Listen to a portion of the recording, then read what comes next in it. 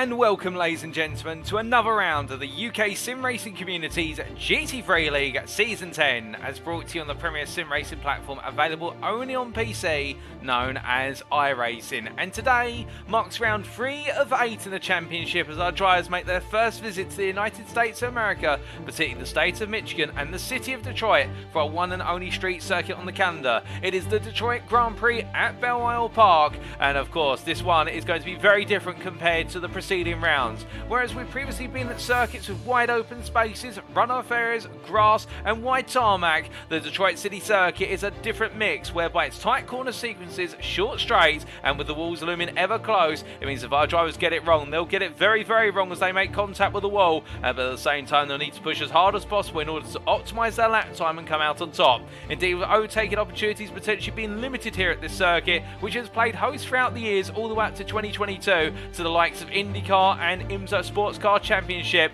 track position is ever critical here, and that means qualifying is going to take a completely different turn, and also being smart with the strategy will also be important to success. But who of our drivers will be able to find the right balance, get their times right in qualifying, and then execute the perfect strategy to come on home with the win in our 3 classes of Elite Pro and Am? That is the big question that we're going to find out. But as we get ready to go racing, our drivers are currently in their final practice warm-up session. Welcome to the broadcast. Indeed, you're tuned live by the official UKSimRacing YouTube channel, and if you're not subscribed to the channel, then definitely do so for future broadcasts, and not just the GT3 League but other series we host on a weekly basis. In the commentary booth you have myself, Paul TX141 Walsh, also known as Britain Spit, depending on what media you follow me on.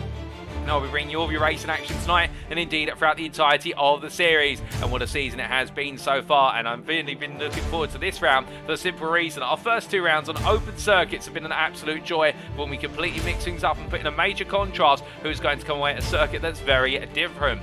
Well, let's take a look at the calendar and remind you of what rounds are to go, indeed what's surpassed us so far. And as we can see here, we started off all the way back on the 2nd of April with the Red Bull Ring in Austria. There we opened up with our sprint race of the season, where the Red Bull Ring being a classic, where it's straight line speed runs in the first half of the lap and into heavy braking zones of hairpins, and in the second half of the lap it was all about sweepers, and they're brilliant battle in action. Also a good number of drivers having to be smart with the draft on the straights in order to get the job done. And then last week, back on the 9th of April, but we brought you the broadcast a little bit later via post-round broadcast. In round number 2, it was the Spanish circuit of Jerez and Jonito, and we saw there at the Circuito de Jerez, our drivers take a bit of a different approach to the racing. It was a much closer circuit in terms of potential battles for the corners. There were sweeping corners galore, and there were also some rather tricky heavy braking zones to deal with, but those who come away with the score were the ones who were able to be bold on the brakes and carry the speed, and none more so than Philipp Schwörke in the elite class, who absolutely flew high at the front of the field and took his first win of the season. Meanwhile, further down the field in the Pro class, it was Thomas Asphaug, meanwhile, who found his way absolutely on critical form, and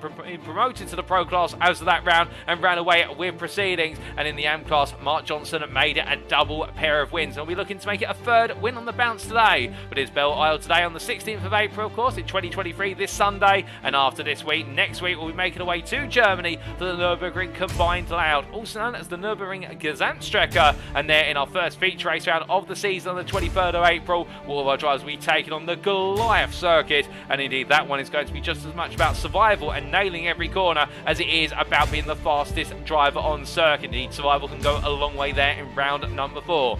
We'll then have our break week, our first of 2 break weeks, to coincide with the official iRacing events, giving our drivers an opportunity to compete in those. And after the break we will return on the 7th of May for round number 5, and we march away into the second half of the season.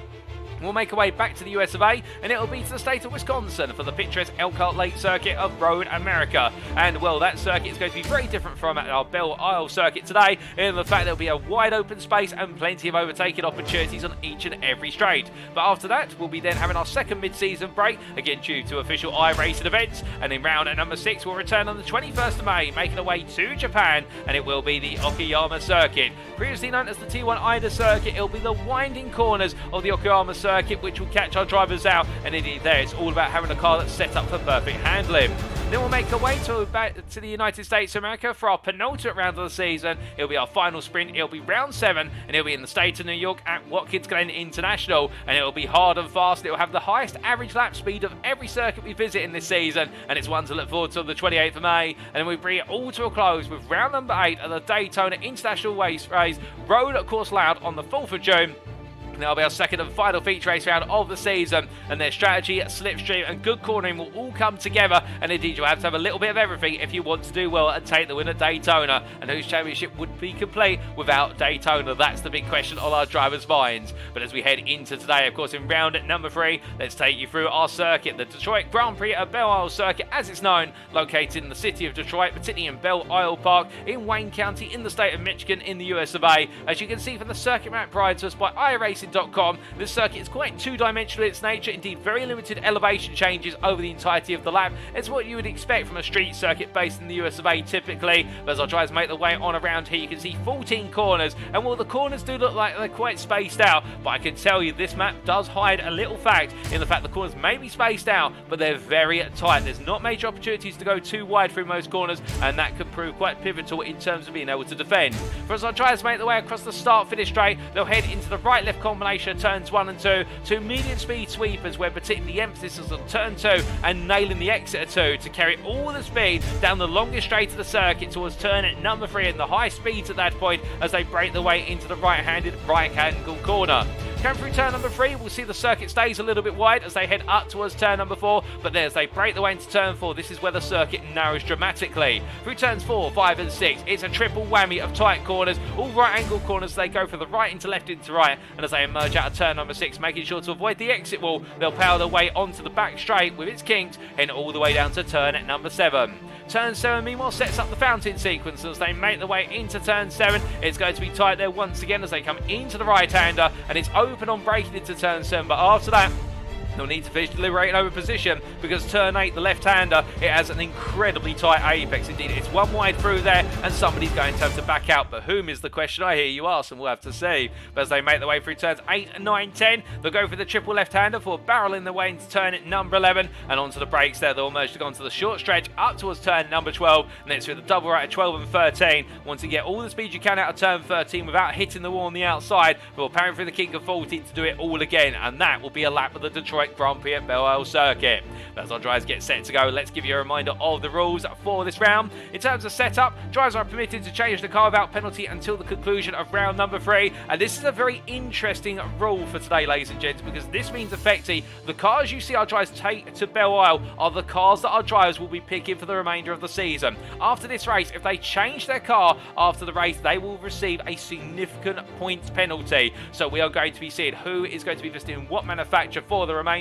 We also see their car fuel loads are restricted to 45% for all races, and of course that is the standard here, and that does mandate one mandatory pit stop in the race. Albeit I say it's a mandatory pit stop, it's not exactly mandated by the rule, but our drivers will need to save fuel. Alternatively, they will have to come into the pits. Qualifying wise, an open qualifying format shall be used to split into 3 10-minute sessions. The AM class shall take to the circuit for the first session, the Pro class shall take to the circuit for the second session, and the Elite class shall take to the circuit for the last session. And indeed, you'll see the classes line up at the end of the pit lane before they are released via live race director. And in terms of the rules of the races themselves, well, in general, the races shall commence via a double barrel rolling start, as is the tradition of GT3 class racing in UKSimRacing. There are no mandatory pit stop requirements, however, with the fuel loads that they'll be taking, we're expecting drivers to make at least one pit stop for fuel. Each driver has one fast repair available, and should there be a significant incident during the race involving 3 or more drivers, a safety car may be deployed at the discretion of the race director.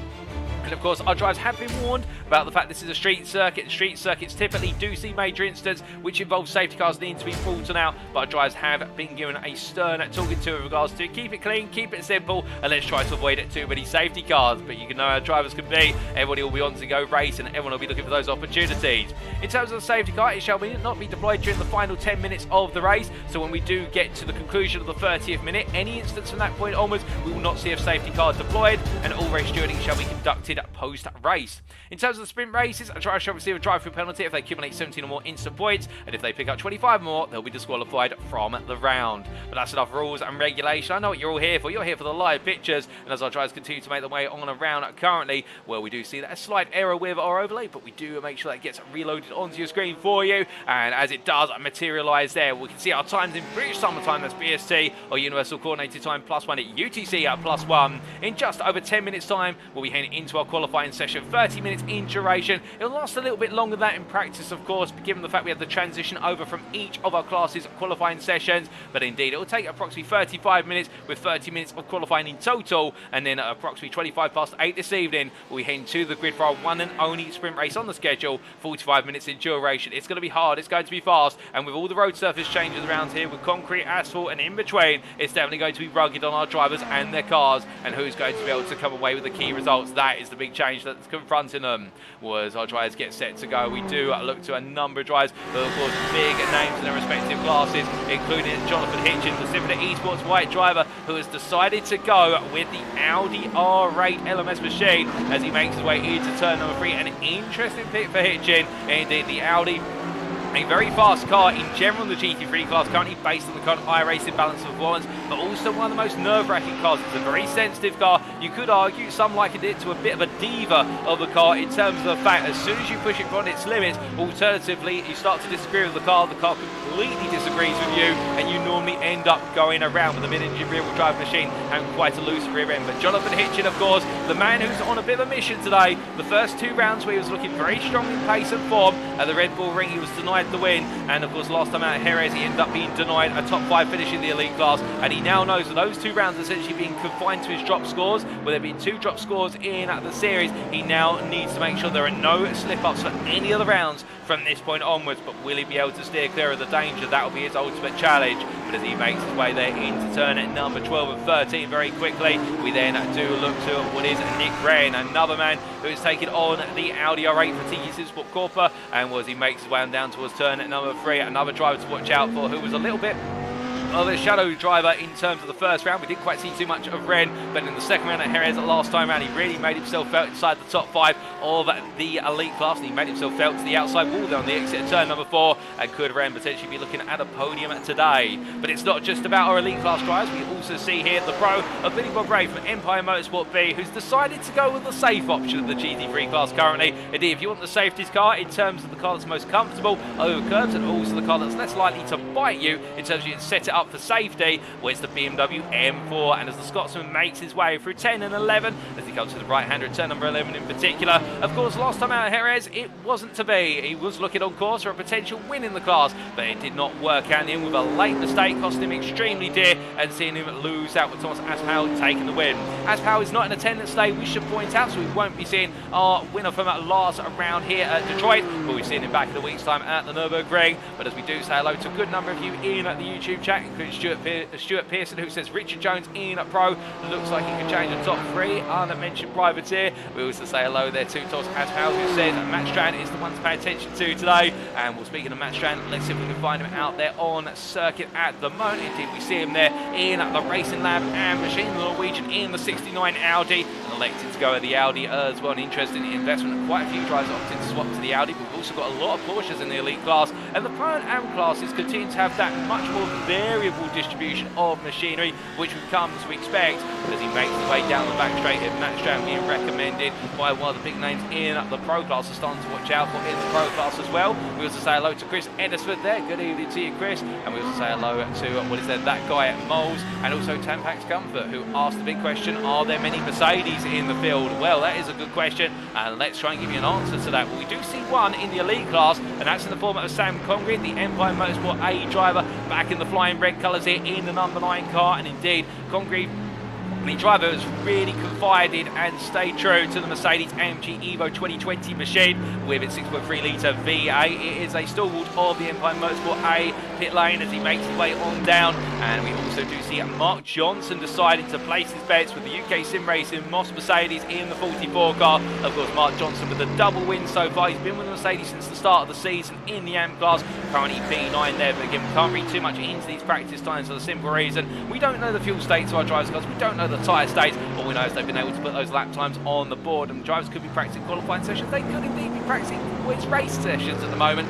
in the 50-minute practice session or something in between. We also do have Carl McVert from Racing Forces, who's decided to go with the Mercedes AMG. So on the grid, we also have Rob Armstrong in the Pro class, alongside the elite driver of McVert, who's gone for the Mercedes. So we do have 4 Mercedes so far. I can also count Daniel Pays here, who's heading out in old dudes in cars, and he is in a Mercedes AMG machine as well, with the bull with the horns on the side, although I'm not quite sure if that's a bull or whether it's meant to be another creature. Unfortunately, my zoology is not too good. I did specialise in a different field during my education, but as he makes his way down towards turn at number 7, I can tell you right now he'll be looking to unleash the beast either way as he heads into the braking zone. But I see there Stuart Pearson also saying that, as well as Richard Jones being one to watch out for in Pro class, Peter Cox is one that is going to be pretty strong as well. And well, Peter Cox, of course, undoubtedly a strong driver, albeit he's currently in the pit lane, and we're not quite able to look to Peter Cox's car. As we see Matt Strand there evading a wayward car, I think a Porsche going on around. And well, as the drivers make the way on through here, we are only what is 5 minutes or so away from heading into qualifying.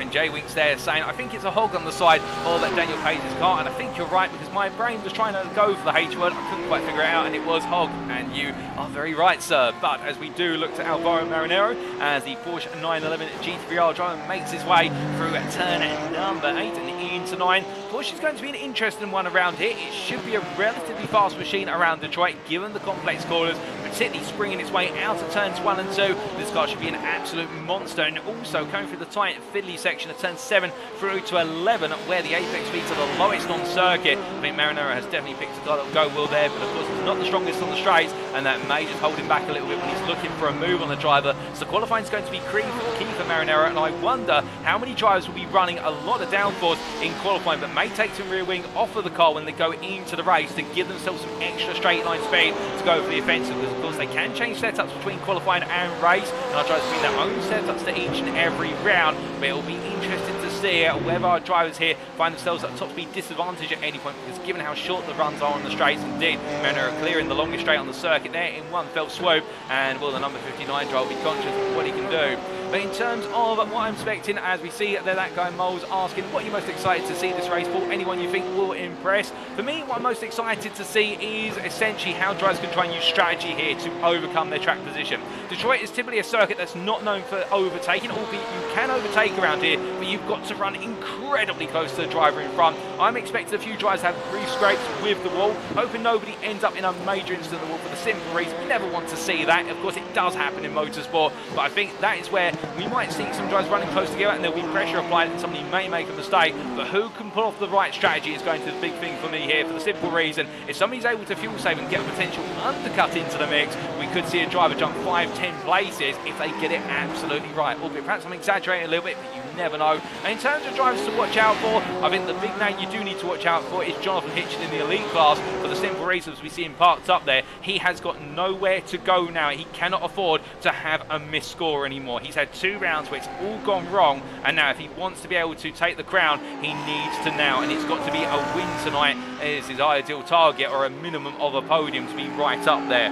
But also outside the elite class, other drivers to watch out for, Billy Bob Ray, as we mentioned earlier, with the mistake that cost him extremely dear last time out at Jerez. He is going to be a driver who'll be looking to give it everything to right the wrongs. And also this man, we didn't talk about much of him earlier, but now we are going to talk a lot about him, the Racing Lab M1 driver of Steiner Sani. Now you may remember at Jerez, the Norwegian was very close to the back of Mark Johnson early on in the race. Indeed, it was one of the moments of the race where the two of them were battling side by side. But as they made their way towards the end of a lap, Sani made a mistake which cost him very dearly and dropped him all the way down the order with a spin. I think Sani could be the driver to win AM class today. He is looking very fast, and on top of that as well, I think now that he's gone for the BMW, he's gone for a car that's going to be a bit more obliging to how much he's trying to push the car, and he may just be able to get away with it. The thing he's got to be wary of, however, the BMW's brakes are not the strongest. He may not be able to be as abusive to the brakes as he has been with some of the other machinery he's run, but I think he is the man in the AM class to beat here with 1.5 tenths over Livingston in his practice session. We also do have some new debutants tonight who you'll be needing to keep an eye out for, and let's introduce those drivers to you. We are expecting Tony Bradley to be in attendance at some point in the AM class, potentially today. If not, he'll be around in round number 4. But right now, out of the circuit, we do have Jack Wynn, as we see the privateer in the 420 machine making his way out of turn at number 6 and on towards turn number 7 in the BMW M4.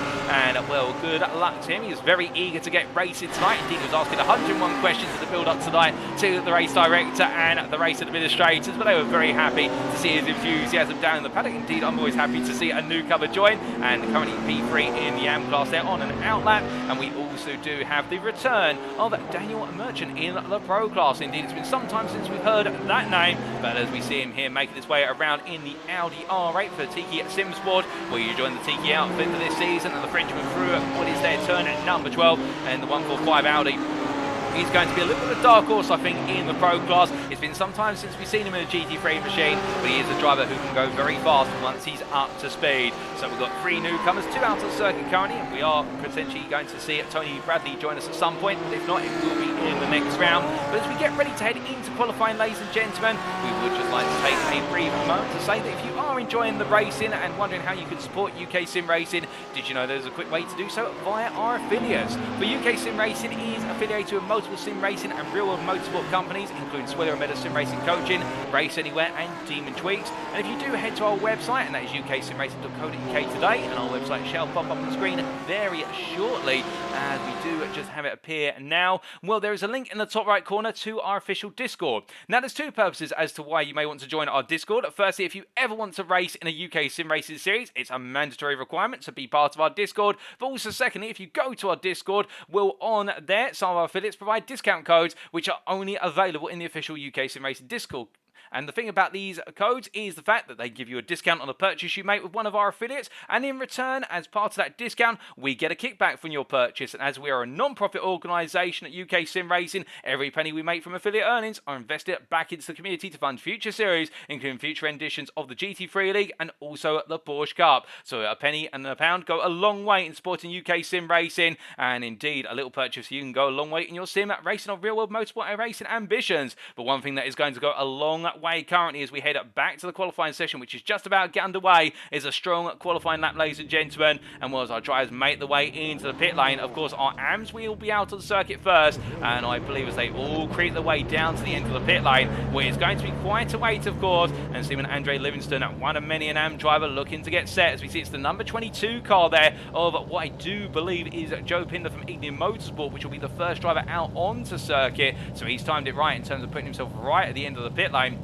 And as he gets ready to go, all the drivers here just parked up, and well, of course, the anticipation, the itch before they go into qualifying, it's unbearable. I can tell you, ladies and gentlemen, I've done some racing myself. When you're sat at the end of the pit lane, you just want to hear the words, your session is underway. You don't want to be sat there any longer than you have to, as they all make the way on out. And as they do, well, we do look to Joe Pinder making his way down towards turn number 3. But 10 minutes of qualifying is underway, and we have had a slight change compared to round number 1. You may remember in round number 1, we had a bit of a mixture. Some drivers only doing 2 laps, some doing more, and in fact those laps did not count in the end. As it transpires, the rules have been updated. The 10-minute qualifying sessions for each class now involve an unlimited number of laps. So our drivers have been told you've got 10 minutes to put in the best possible lap, and that includes overtime. If you're on the lap and the clock strikes 10 minutes for your session, you can finish that lap. But as Pinder makes his way into turn number 6 here in the 22, and well, he has been growing over the course of the race. And of course, Joe Pinder joined us for both the Porsche Cup Season 6 and this season of the GT3 League, and I had the opportunity to catch up with Joe in the build-up to tonight. He's saying he was really enjoying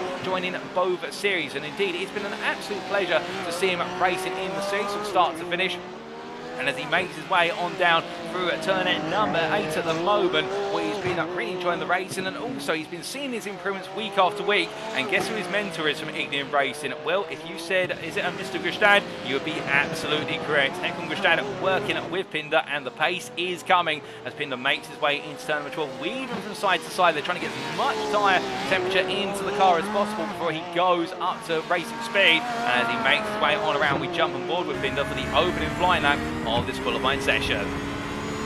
Just making his way into turn number 1 very shortly. He'll make onto the brakes here, braking there at the 200-yard board as he comes into one in 3rd gear, brings the car over to the left-hand apex of turn 2, balances the throttle, and as he comes on out, they're not close to the wall initially. This is going to be a bank lap on cool tyres, and as he heads down towards turn number 3, long charge here as he gets ready to brake, and he's got Daniel Pays in front. There's enough of a gap there to be safe. as he breaks his way down from the 300-yard board all the way down to first gear, clatters over the apex curve, now into turn 4. And you'll notice here, this is where things really tighten up quickly, whereas he comes through 4 in second gear, balance the throttle, bring the car to the right, into turn 5, roll onto the brake and off of it into second gear, and a kick to the wall there means he's got to be sensitive to the wall as he comes into turn number 6. A little bit wide of apex there, but catches the car just in time before it drifts towards the exit barrier, and as he heads down the back straight now, building up the throttle once again, charging all the way down towards turn number 7. It's been a smooth run so far, and just testing the limits as he heads into the braking zone. A very sharp corner, and with an apex curve that's deceptively high, you think it's low until you clip it. It launches the car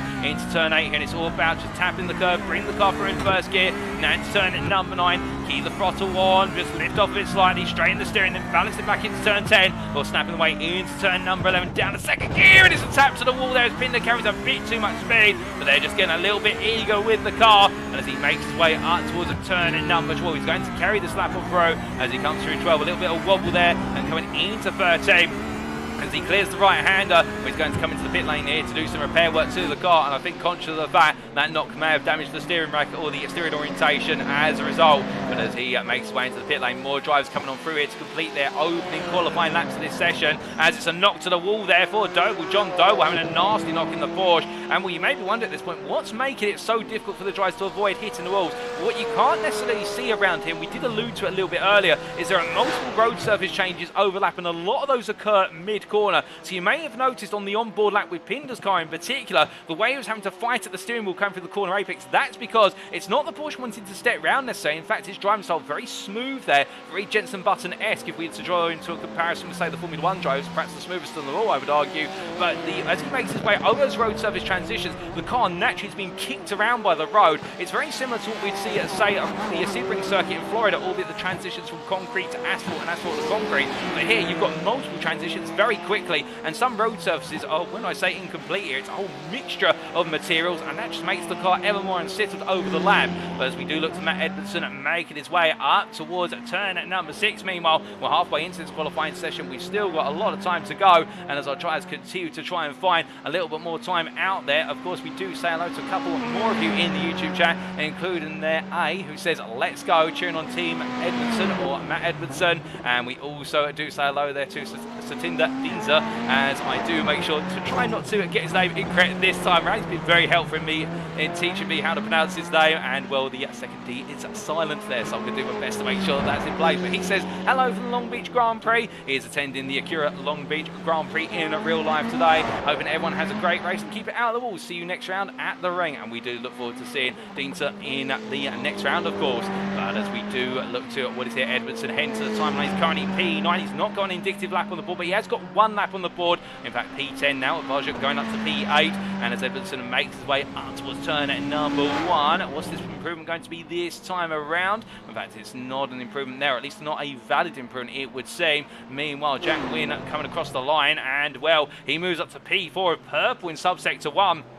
And Wynn definitely right now going a lot faster compared to his initial laps to 28.856, and he's only 2 tenths off of the pole lap, as we do see that right now it's a racing lab AM1-2 in form of Sani and Livingston, with Marvin Cruz making his way back to the pit lane, and with some drivers deciding to drive in, others deciding to be towed back to the pit lane and see making the way back out. But they've still got time to go, as we do see Livingston here making his way through the latter half of the lap now, getting himself composed through 10 into 11. And in terms of the cars we could potentially see do very well here, as I said earlier, I think the Porsche is going to be a monster through the tight cornering sequences. The Ferrari is going to be with an oddball here. I think the Ferrari may be a little bit of a disadvantage because all its straight line speed really comes with long straights. It's good on acceleration for the lower gears, but it doesn't have the acceleration of, say, the Porsche, alternatively the Audi, and it's not the best on cornering compared to those. It's a bit of a jack of all trades, but then again, having a very stable and comfortable car could be the key to success, as meanwhile Steiner Sani moves to what is now almost 4 tenths faster than everybody else in the AM class. He makes his way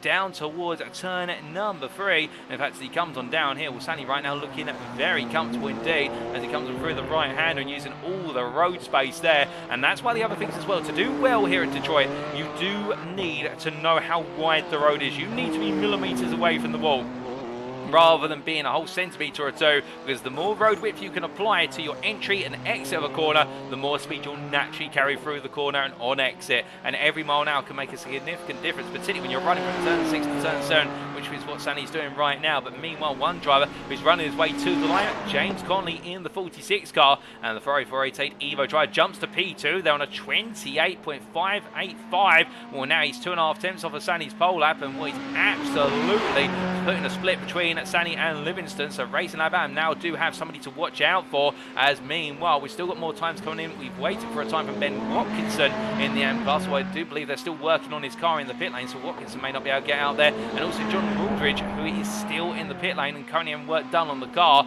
I wonder if there's going to be a couple of drivers in the AM class who might just not be able to make it out into qualifying at this point. But meanwhile, Marvin Cruz running around in the Porsche 911, well, as we see him heading through turn number 2. Beautiful livery on the car, I must say, very distinctive colours. You're not going to miss that one as he makes his way down towards turn number 3. And as he comes on down here, he is on what is effectively now his final lap of qualifying, given the clock's only got 1 minute left by the time he clears the turn 3 apex. And as he comes up towards for a little wobble there, again just riding high on the curb and then dropping onto the road surface change, not helping the rear of the car out at all as he heads in towards 5 and 6. I think for him this might be a lap not to remember, as meanwhile Doble moves up to P9 on 29.123, but going fastest in subsector 2 and improving the personal best in sector 3. James Conley at the moment is attacking quite aggressively. Meanwhile, we look to Daniel Page, who crosses the timeline. He goes on to his final lap, albeit I don't think he's got enough fuel, so he's going to start P10 in the AM class at best here. But as we see Simon Hartley making his way around in the Tiki Sim Sport machine, we briefly lose him and then he rematerializes from the ether. A little bit of connectivity issues there. Hopefully those won't compromise it too much. But as he comes on through at turn number 11, we look to Joe Pinder, who makes his way to the timeline. And well, we had that instant earlier on. And Pinder there, P14, he goes on to one more lap of 30.820. Edmondson moves to P11 on 29.778. So we've still got plenty of time coming on in for our drivers. But now, as we look from Pinder to Steinar Sani, well, he's currently the fastest man on circuit. He's gone purple again in subsector 1. Hasn't really improved on the rest of the lap. In fact, he ducks to the pit lane there. So his qualifying session is done and dusted. Meanwhile, James Conley making his way out of turn 6 into 7. Some sparks flying there with the cars bouncing around on the exit of turn 6. And as he powers his way down towards the right-hander at turn 7, we've got a few tries ahead of him, including what is John Doble, also Mark Johnson, who's only P8 at the moment, should be pointed out, and also we do have out there Thomas Barjac, who is a little bit further up the road, and also Frank Klein. So he's looking to be a bit of a mixed up qualifying session here. We've got some regular names up front, including Sunny and also Livingston, but Johnson P8, and well, could we potentially expect as Conley there disappears for a brief moment? I hope that's not a sign of him essentially losing connection, but we have lost James Conley, albeit I think we've actually got him back now. He's on circuit as we look here to Marvin Cruz, and well, as we continue to follow Cruz, making his way down towards turn at number 7. Well, Sunny's in the pit lane. James Conley is currently almost 6 tenths off of Sunny's pole lap. Sunny absolutely monstrous with that pole lap, it must be said. I think he's going to get a few pros between himself and the rest of the Anfield. Conley is heading towards the timeline, albeit in fact I think Conley's crossing the timeline any point now and is not improving as far as I'm aware. And meanwhile, Joe Pinder has improved to 30.775, does not gain any places. We'll still be 14 on the AM grid. Oh goodness me, Cruz going a bit deep there into turn number 12, a whack to the wall. Cruz's lap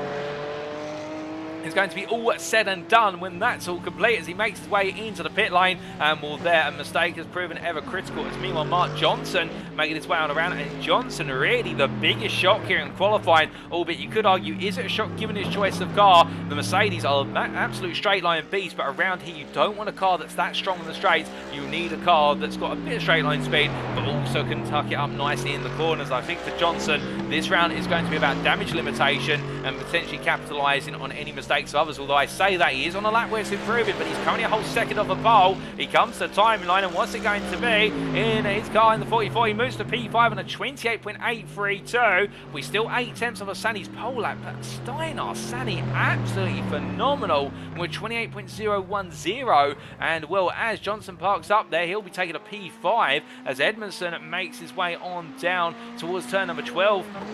I think for Matt Edmondson here, it might be a case of trying to close up the pace a little bit, but in terms of improvement on this lap, he has found a 10th in subsector 4. Can he find anything as he comes to the line? Well, he's going to come on through here, and he will be asked to come into the pits after this one, and indeed he crosses the line. It's going to be an improvement to P11, but that will be it for Matt Edmondson, as then we do have Joe Pinder, who has gone into the pit lane as well. So qualifying is complete for our AM drivers, and very shortly it will be our pros who get ready to go. And well, as we jump aboard here with Pete Cox of UKSimRacing, course, they are released. He'll have a driver in front of him, and that is Nathan Scott, but they make the way on out for their 10-minute session, and it started at approximately 13 minutes on the clock in the top of your screen, the top centre that is, so we're going to see this session end around the 23-minute mark, and well, as the race directors get things underway in the pro session, what can we expect now? Well, firstly, let's show you what the weather looks like on the right-hand side of your screen, and here today we do have a 90-degree ambient temperature with a track temperature of 21 degrees centigrade. It has come up a couple of degrees since the start of the qualifying session with the amps laying down some rubber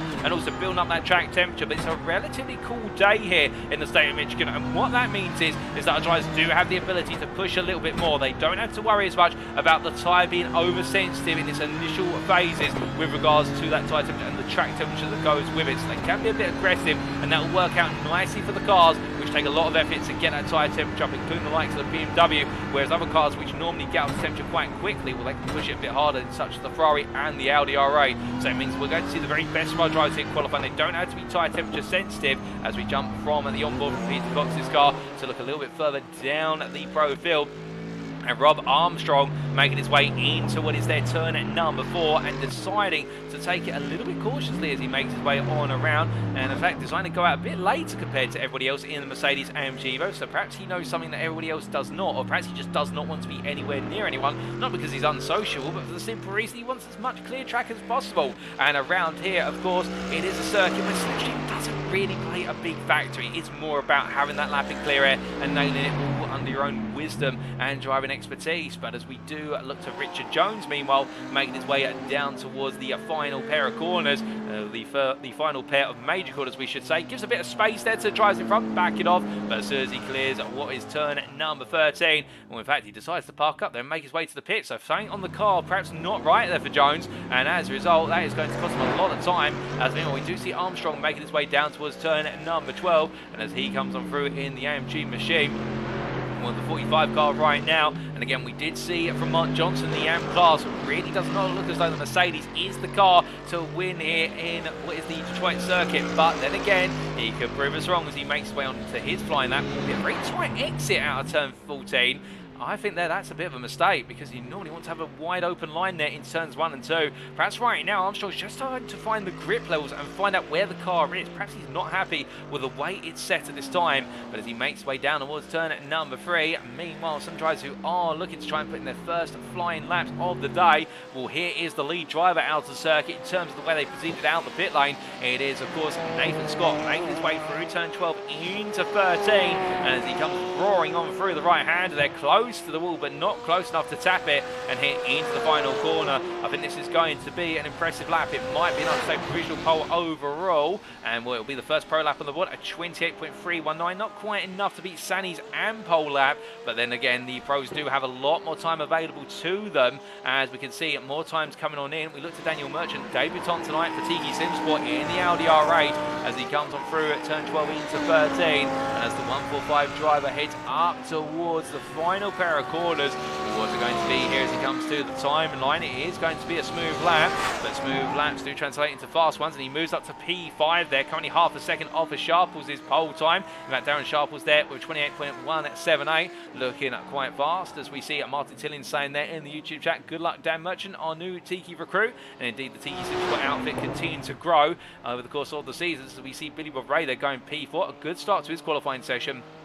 And it's interesting to see how the BMW, despite being the very strong and stable car in terms of very consistent, as the brief whack to the wall there for what was Ray out of turn number 2, and that's showing the strength of the car in terms of its structural rigidity. We're coming down to turn number 3 here. Definitely a car that looks to be quite fast around here and circumventing potential expectations. He makes his way into turn number 4. But meanwhile, the driver's yet to get a time on the board at Richard Jones, as we see him in his own BMW M4. Making his way up towards turn number 7 very shortly, and he's only got about half of this qualifying session left, keeping in mind that the qualifying cut-off time will be about the 23-minute mark in the top centre of your screen. That's when our pro drivers need to either have completed their laps, or if they're on one, they'll need to finish it, as Nathan Scott returns to provisional pole on a 27.626. That is now half a second faster than the time set by Sharples. He's the first driver to put in a 27 around here today, and we are potentially expecting a high 26s in the elite class. That's the rumour in the paddock. The target for pole is a 26, and well, the lower you can get to the 26 is all the better in the elite. And I wonder if some pros will feel that the circuit will come up to live and they'll have an opportunity to hit a 26.9 of their own. That would be an absolutely sensational target. As see Jones crossing the line, that's a P10 there, 29.216. Only what is 300ths faster than Robson's time. And in return, Armstrong at the moment currently P12, but yet to get a lap that's representative on the board because his lap is 7 seconds off of the pole time as it currently stands. But meanwhile, as our drivers continue to charge on around, we do look to Rob Armstrong heading towards the timeline. What's it going to be this time? As he heads through the final corner, where it's a smoother exit out, and I think this is going to be a more representative lap.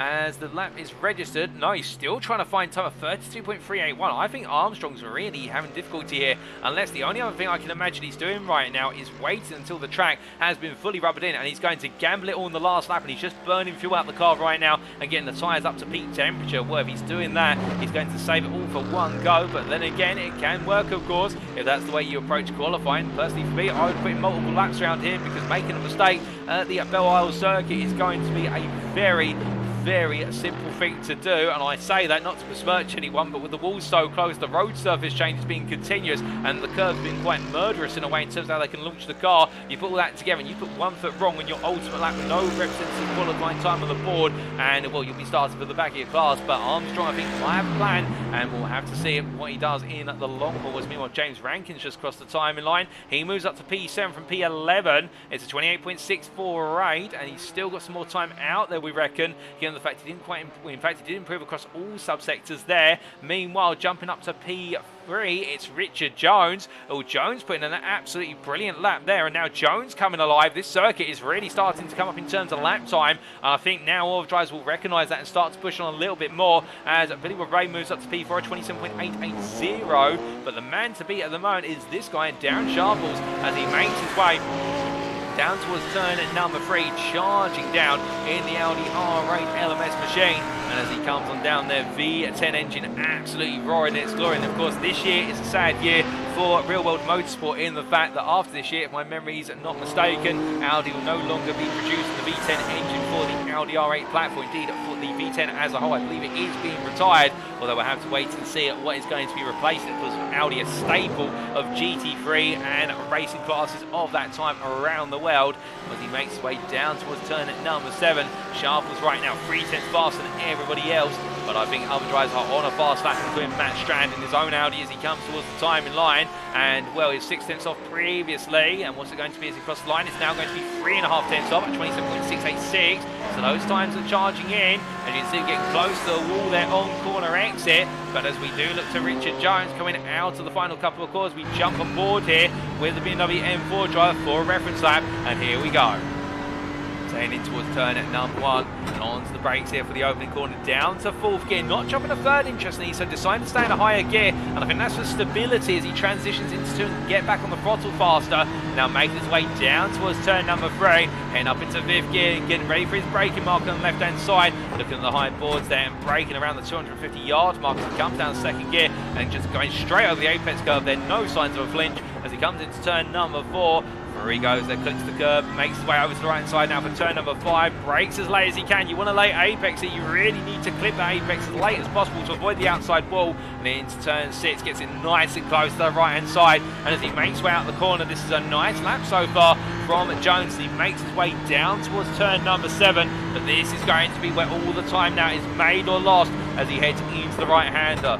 Now breaking his way on down there, breaking at the 220 yard point, coming on through the right into left, brings it over to the right side, turns into turn number 8, gets there into 2nd gear, doesn't drop to 1st, now coming through the deceptively tight left of turn number 9 into 10, balances the front in 2nd gear, and then drops the car down to 1st gear for turn number 11, and now exiting out and up towards turn number 12. And building up the speed once again here as he gets ready to break down, staying in 3rd however, and as he comes out of 12 into 13, 3rd gear really proving useful in the BMW M4. The higher gears really giving a lot of space and confidence, and as now Jones heads towards the time line. We improved in subsector 2. I don't know about how much else the improvements there in subsector 5. In fact, it's not enough in the end. It is only up with 28.085, which is 2/10 off his previous best. So I think he might be starting to hit a little bit of a peak here. Meanwhile, Darren Sharples is the fastest man in terms of lap time so far. 27.341 is his previous best. He's gone purple in subsector 3 and personal best in subsector 1. But that time round, Sharples not improving. He's going to give it one more go as he heads on down. In fact, he backs off there and lets a driver go. So for Sharples, that is going to be his qualifying all said and done. But meanwhile, the driver who could potentially beat him is Nathan Scott. But it is 3 attempts he's got to find. And well, as he makes his way through the right hand, and Nathan Scott giving it everything as he comes on through 12 into 13. But will the Empire Motorsport driver be able to put a dent into that advantage? And no, he decides he surrenders it to the pit lane. It will be a P2 at best in the pro class. Meanwhile, Matt Strand hanging on around him. Most of our pros, in fact, are already in the pit lane, and it's only Strand and also Ollie Pimney are out on circuit. Strand comes on in, he's not improving. Ollie Pimney, however, is, and the Symphony Esports Black Machine making its way down towards turn number 7 in the 765. When down towards the braking point here, he's going to know that he's on an improving lap. He'll be told that by the team principal over the radio, albeit I think the team principal will be politely told, don't distract me, as he makes his way through turn 18 towards 9. Lap there, a little bit of a wobble, a bit of an oversteer kicking in on the corner exit transition as he comes through 10 into 11 and will make his way through the right hand. If you're getting oversteer in the M4, then you're pushing it hard, and Pimley giving it everything. Doesn't improve in subsector 4 either. So it's the first 2 sectors where he is finding the time, and that's all going to come down to this final sector in terms of whether that time is carried through into his qualifying lap. But P10, where he is currently, he'll want to improve a bit further. He'll want to get himself potentially inside that top 5 as he comes across the line. Subsector 5 does improve. It moves into P8. It's a 28.222, but it's not enough to get inside the top 5. But still, Pimley puts in a good lap, and now it's time for the elite drivers to briefly make their way out on circuit. And it does look as though right now we've got a bit of a traffic jam at the end of the pit lane, but they are going to be released one by one, and it's Alex Hill who will be the one of the first drivers out there, albeit Jacko Taylor is the lead driver, albeit he immediately backs up on pit exit. And well, Taylor, I think, not too happy about staying on the car because he's immediately been called back into the pit. Oh, I wonder what exactly has happened then. We will later on today try and have a conversation with the TT Sport principal, the team principal of Gregson. He's going to be joining us on the pit wall at some point during the race today. But as qualifying now gets underway for the elite drivers, well, it's the final 10 minutes of the session. And heading in towards turn number 4, Håkon Grebstad, of course, the man who's picked up 2 second places in a row, and he's looking today to try and make it a class win for the first time. In fact, in the third time of asking, it'll be the first time for him that he picks up a win, but he is currently leading the elite class by 10 points in the championship as he makes his way on around and through here. And I do believe that Philipp Schwörke is not in attendance today, so this is going to be a big opportunity for Grebstad to really put his foot down as the leading elite driver and gain an advantage before Schwörke's back to fight on in the latter portions of the first half of the season. As we see Grebstad make his way through turn 8, he is very close there. Oh, goodness me, and now I think it's Sam Congreve going around. It's a bit of a traffic jam and everybody comes into it, and it's all gone very, very wrong there as Congreve with that mistake and everybody getting caught up. And I think Martin Tillin, one of the drivers who's thankfully able to avoid all of what happened there, but a number of drivers really getting caught up in a nasty one, and Travis Wallace also in that, as well as I believe Nathan Foster, and Mark Davidson has just left the pit lane, albeit he wasn't involved in that instant. So therefore, that's a sign already of what can happen when it goes wrong here at Belle Isle, in terms of one driver getting it wrong, how the road can be blocked up. Well, everyone there who was involved in that incident all going to the pits, as meanwhile Jonathan Hitchin also going to the pit lane. I think he may have been caught in the incident as well. So an unfortunate one there for many a driver, and Hitchin once again finding himself in the worst possible place at the what is the inconvenient time. But as he makes his way in towards turn number 5, and I'm making the word called inconvenient for proper English, as he comes down towards turn number 6, well, we can see here the 21 driver on an out lap and get himself set. We will try and get on board with him very shortly to see just how hard he's pushing that Audi R8 around as he makes his way down towards turn at number 7. And we are waiting for the first representative times of the elite class to come on in, and the target of course is a 26.9 as a minimum. We're expecting for pole position in the elite class. That's the rumour that was spinning down and through the paddock, and more number drivers there calling it out as well. Perhaps we can go a little bit faster than that. We'll have to wait and see of course whether the talk is going to be Walters. Mark Davison makes his way there through turns 12 into 13. And as he comes on out in the UK Sim Racing machine, we say hello to Billy Bob from Empire Motorsport. That's Billy Bob right in the YouTube chat. Good evening to you, Billy Bob. And as we do see Mark Dempsey crossing the line, it's going to be on the board. In fact, it won't be on the board because that is his out lap. And as he comes on through, he won't be the first time on. But meanwhile, we are still waiting for our first indicative time. And I think it might be John Eddowes who's going to do one of those. He comes on through. And also Alvaro Marinero comes across the line. And Eddowes there with a 28.017. Well, Martin Tilly immediately at 27.591. Grebstad 2 tenths off almost there on a 27.760. So there's more time to come. We are waiting to see, though, when the first times are going to be really representative. And I think that will be on their second flying. That's once they've got the tyre temperature up to the best possible as they come on around. But meanwhile, more times to come from Jonathan Hitchin, who's currently on a flying lap as he makes his way in towards turn number 6. And absolutely fluid there with the transition through the right-hander. And all the way down towards turn number 7 he goes, and as he does, Nathan Foster meanwhile in the Empire Motorsport car. And of course Nathan Foster, one to watch out for, a bit of a dark horse in the elite class. He's not the fastest driver out there, but the thing about him is in that Porsche 911, he definitely is proving to everybody that sometimes you don't have to be the fastest driver out there to perhaps be one of the championship contenders, given the fact that he's picked up an absolutely brilliant pair of results so far. And again, he may be looking to try and get himself on the podium here today, or at the minimum back inside that top 5, and he'll be very pleased with that. There's no question about it. But as he comes through into turn 6, we look back to Jonathan Hitchin, who's making his way towards the end of the lap. In fact, we jump on board here with the 21 driver as he comes on through and goes on to another flying lap. It's made his way to the end of the first lap, and now he'll know the tyres are in their optimum zone.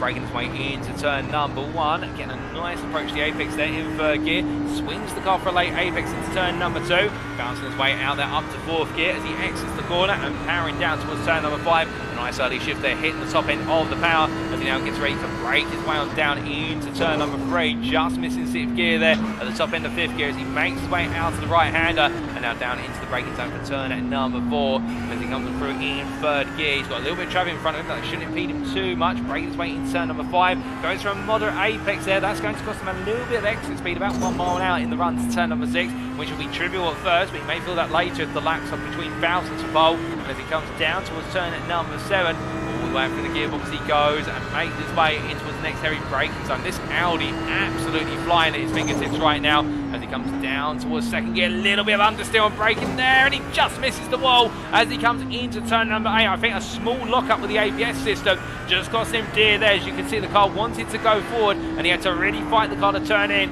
but through turns 8, 9, 10 and into 11, 2nd gear here, deciding to stay in a higher gear in order to prevent the rear wheels from spinning up too much. And as he comes down towards turn number 12, breaking his way in 3rd gear, he'll remain as he exits out, misses the wall by a hair's width. And as he comes through turn number 13, up towards 14 and goes. It has been a very fast lap here from Hitchin. I think he's got a little bit more in the tank given that one major mistake we saw. And as he comes down towards the timeline, it's a 27.216. It's currently enough for P2, and I think with that error it could have been provisional pole versus Jacko Taylor's 27.203, but he's got more time out there. Now approximately 5 minutes left to go in this qualifying session as he heads on down and giving it everything right now in terms of trying to deliver. But as he comes on through turn number 3 and up towards 4, meanwhile Nathan Foster heading around currently P14, 1.4 seconds off that pole lap set by Taylor. And well, as we look to the overall standings, this is how the top 35 will currently integrate in amongst one another across the Elite Pro and AM classes. And Sani's AM lap in particular there for pole position in the AM class, P17, and then James Connolly P25. Sani's pace in the M class today is absolutely monstrous, and I wonder whether for Sani right now he'll be looking at the times and thinking this could really be a day where he's able to just run away with proceedings after what happened at Jerez last week.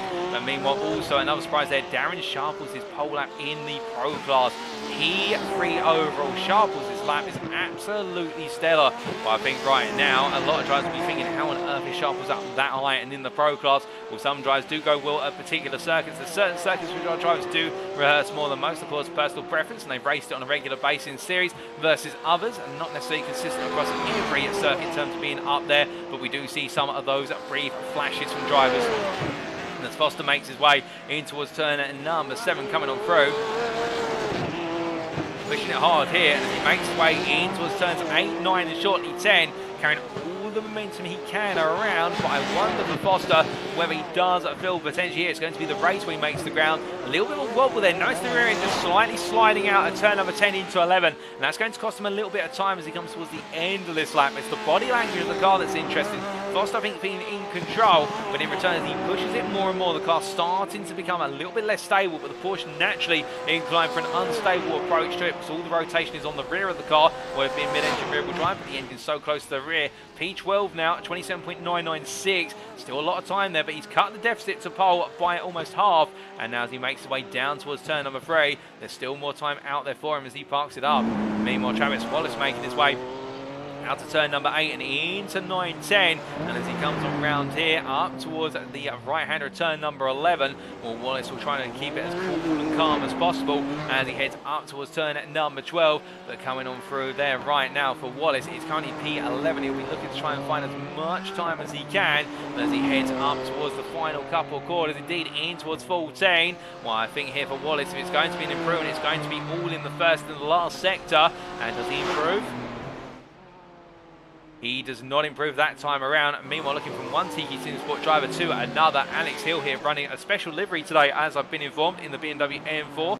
Currently P10 there, and on 7/10 away from Taylor's Pole Lab, and running their special livery in tribute to Gundam. And of course, the Japanese series with the mechanised robots, of course. We've seen the anime livery, and now we've seen the Gundam livery making its way around as a slide there coming through turn number 5. Well, that's not the way I want it to go, and that's going to cost him quite a bit of time, as now our drivers will be very shortly told, if you're on lap, finish it, but otherwise you need to come into the pits. And we see here Jacko Taylor right now, who is currently a original pole sitter. He's on a fast lap and he's improving in subsectors 1 and 3. He's not going purple out there, interestingly. He's only going on a personal best, albeit I think he does hold the purple times a good number of subsectors. He makes his way around, although Jonathan Hitchens currently got purple in subsector 2. So Hitchens is trying to fight back here right at the end. Well, Taylor comes across the line. It's an improvement subsector 5. It's a 27.038 now. What about Jonathan Hitch as he comes to the line?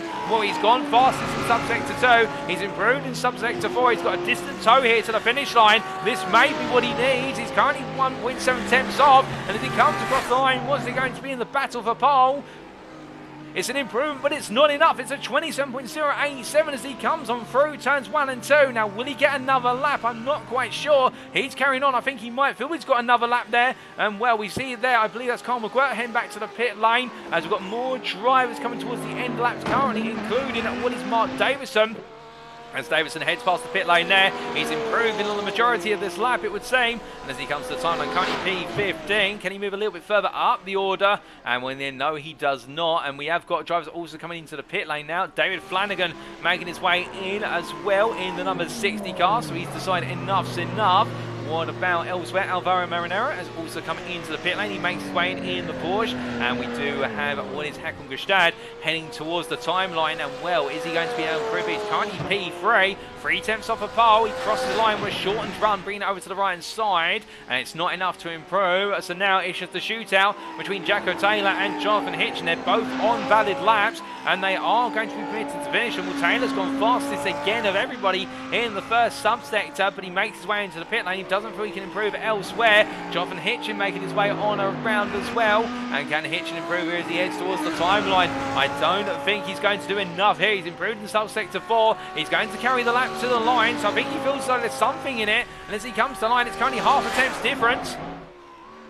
And it's pole position for Jonathan Hitchin on the final lap of the qualifying session, a 27.024. It's 14 thousandths in it in the end, but for Hitchin, it doesn't matter. It's enough. It puts him on pole, and that's exactly what the doctor ordered to essentially recommend and resort his, oh goodness me, I butchered my words here, to essentially resuscitate his ailments from rounds 1 and 2. But his lap was so strong, ladies and gents, at the end of the qualifying session, it's made me absolutely speechless, I can tell you that. But Hitchin is back here today, and he is on pole for today's race. For as we transition over to the grid then, this is how they line up for round 3 of season 10 of the UKSimRacing's GT3 League.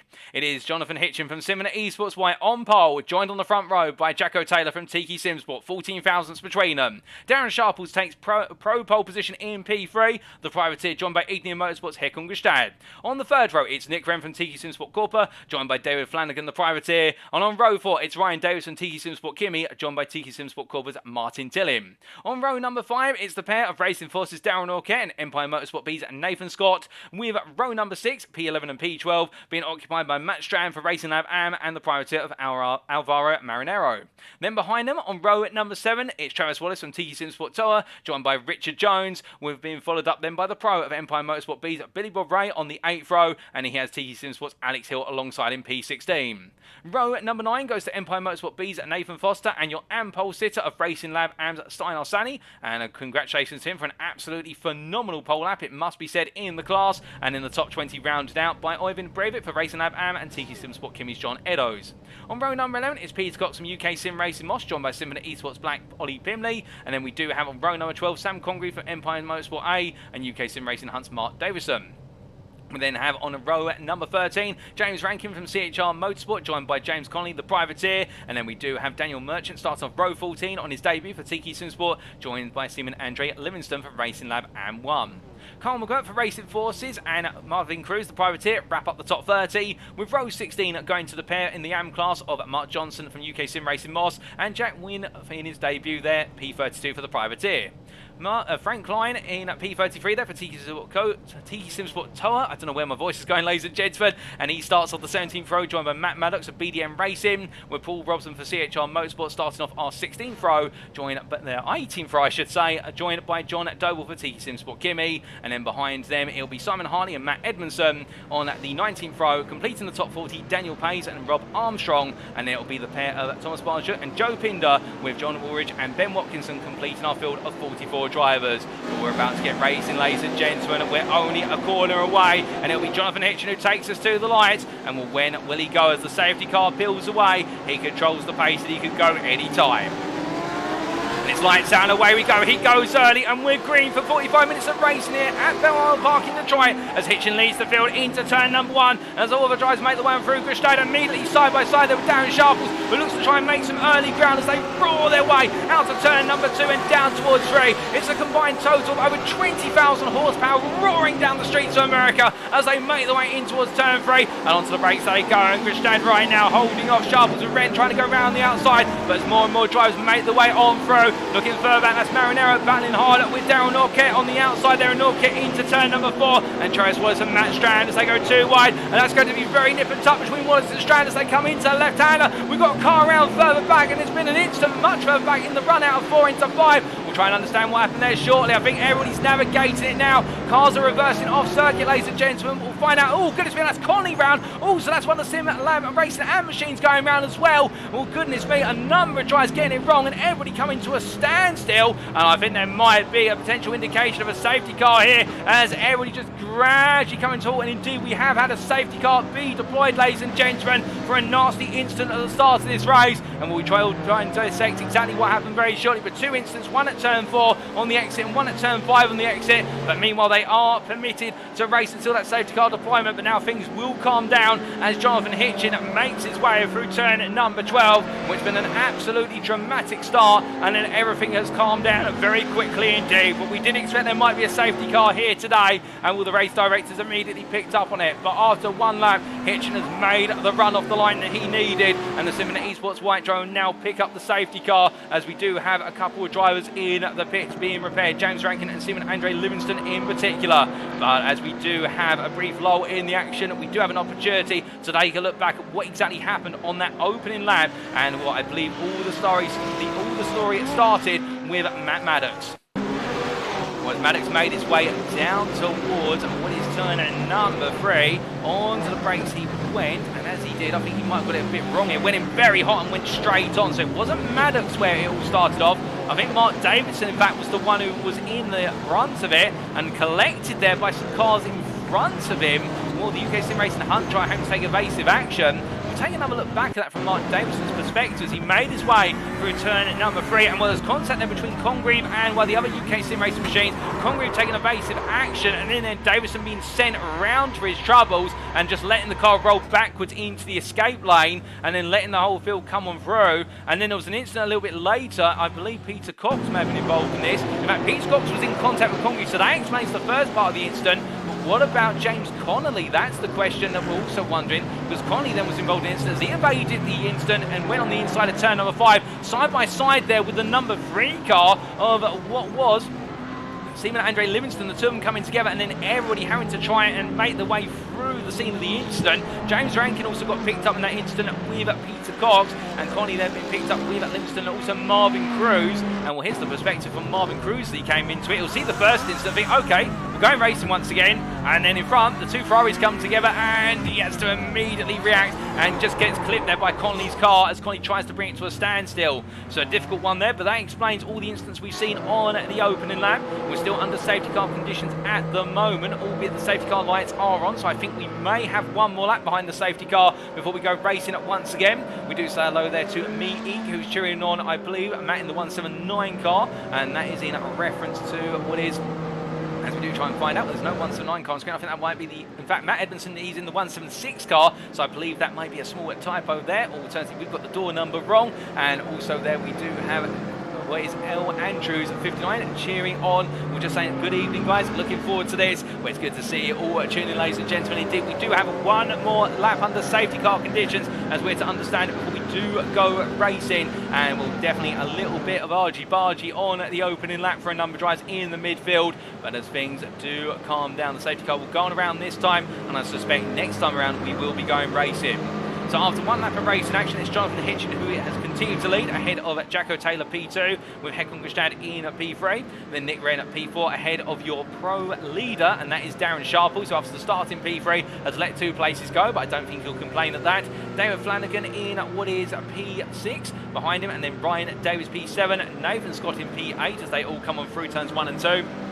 And if you're wondering why our timing tower keeps oscillating up and down, well, it is because we are seeing new fastest laps coming in, and the timing tower does put the class that's got the fastest lap of racing right at the top there. But the timing tower will stop playing around with itself once we do get underway at racing. Once again, you'll see the elite class pop back up there. So we do apologise for that, ladies and gentlemen. Martin Till in P9, Darren Norquette P10, and Alvaro Marinero P11. In terms of your AM leader, here is your AM leader. It is Steinar Sani, P18. And well, as he makes his way on down here, everybody creeping their way down towards turn number 3, and I think they have been told that the safety car will be in this lap, and so we're seeing a lot of tyre warming now starting to go in as they make the way on through. And the question is, how many drives in total? We had 44 start this race, and we still have 43 as confirmed out on circuit, albeit we have had the one retirement of Seaman Andre Livingston. In fact, I think he's leaving the pit lane currently, so we still do have 44 out of 44 drivers racing, ladies and gentlemen, albeit James Rankin and Seaman Andre Livingston are both now 2 laps down technically under the safety car, so that is going to be a bit difficult for them.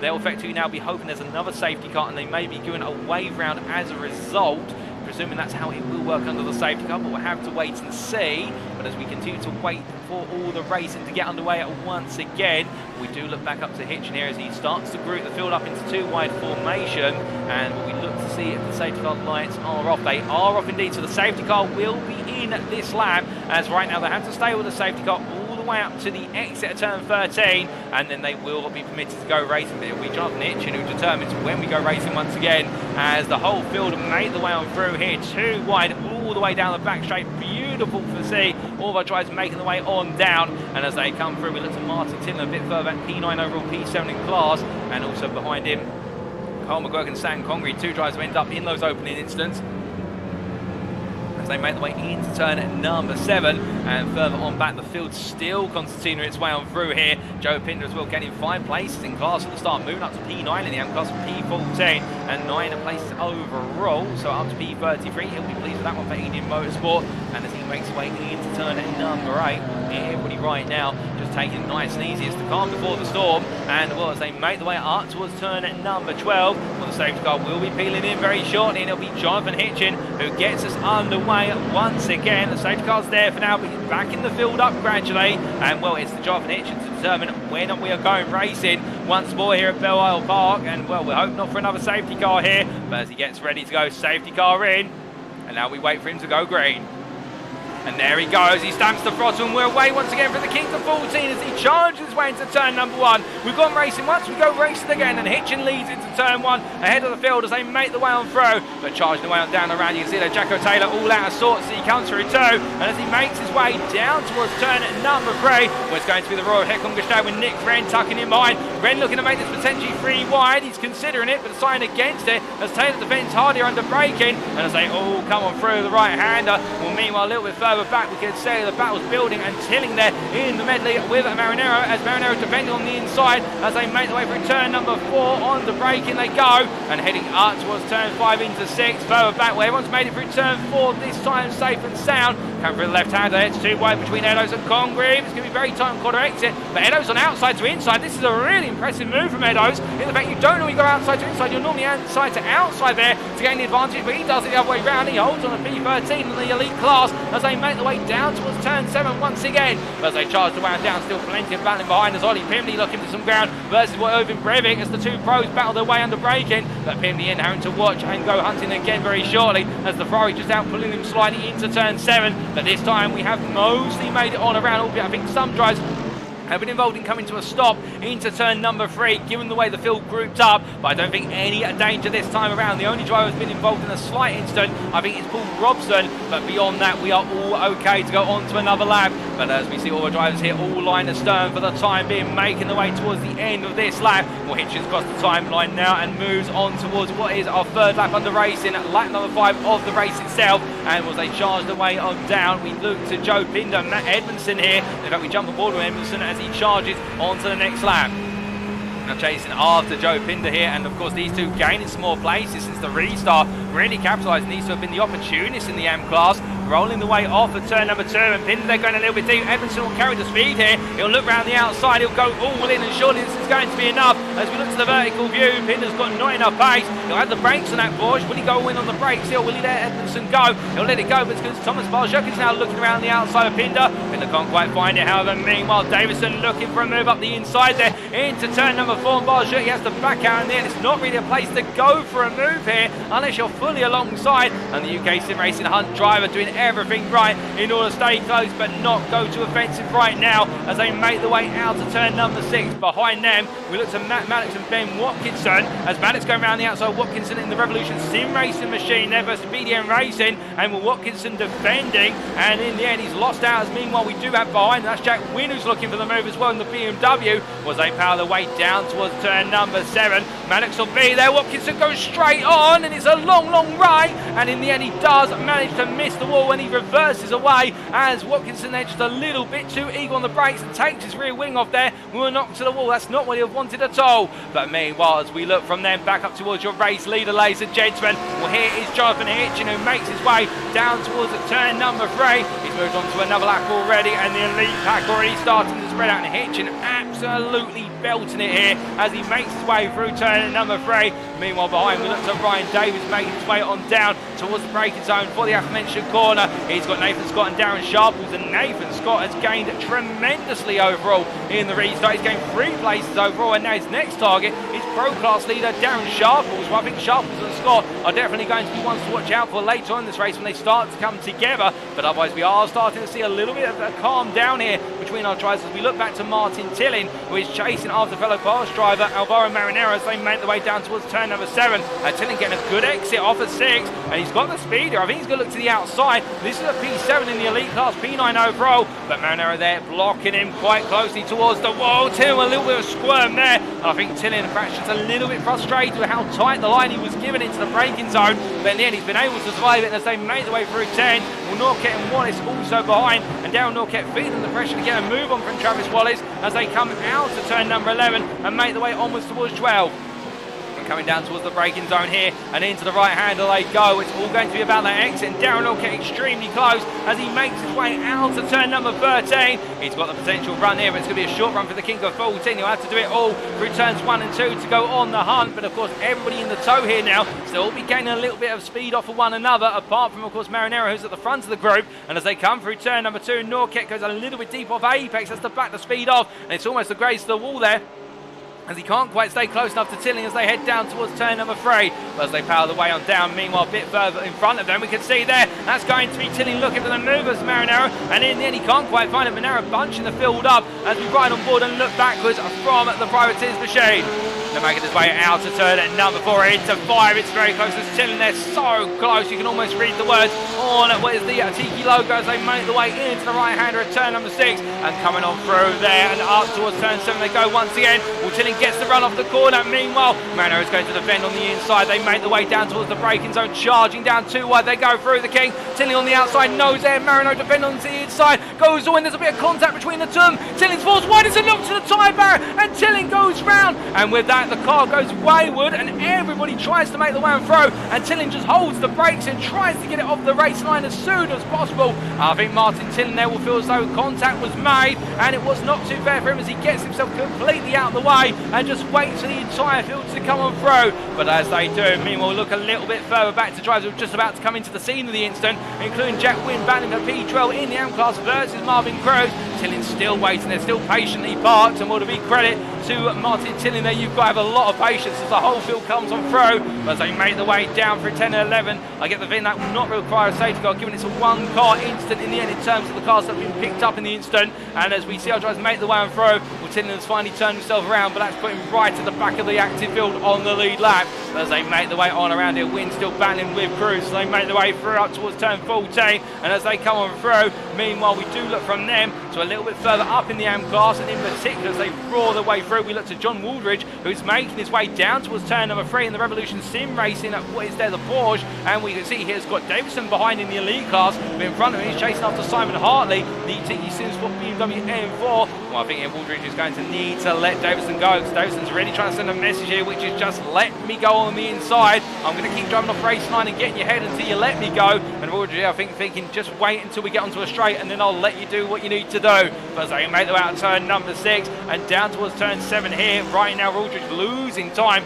to Hartley as a result of having to focus a little bit more behind him as he powers his way on down. But the two Porsche drivers there, even if I would say Wooldridge is actually gaining on the straight there versus Hartley, despite Hartley being very close in the toe. Of course, the slipstream has been reduced in the most recent season of iRacing, but it does pick up quite nicely around the 3 to 2 temps mark. But in the end, I think for Wooldridge, he's just got a little bit less rear wing on the car, and it's given him good comfort on the straights as a result. As they make the way out to turn number 11 and onwards to the next corner. Meanwhile, we look from them to an incident that's occurred a little bit further back, and it's Joe Pinder who's had an incident. In fact, here's the replay. Making his way down towards turn number 7, the Indian Motorsport driver there. We're in a bit of a switchback battle with the UKSimRacing BMW M4, and it's a tiny tap that sent Pinder around. I think with that, Pinder has gone to the pits. I think the contact may have been with what was Peter Cox's Pinder, then turning around and finding the tyre barrier, and that was his race, unfortunately, brought to an abrupt halt. But as Pinder looks to get the car repaired, we look back to your live pictures. There's still Wooldridge ahead of what is Edmondson, but Davison has found his way past off camera, and right now the elite driver will be released to go hunting and potentially bring Hartley towards Wooldridge as behind Edmondson getting closer. But meanwhile we look from them to back up inside the top 20 and to Billy Bob Ray, who currently P5 in the Pro class. He hasn't gained any places or lost any in class. He's only lost one overall.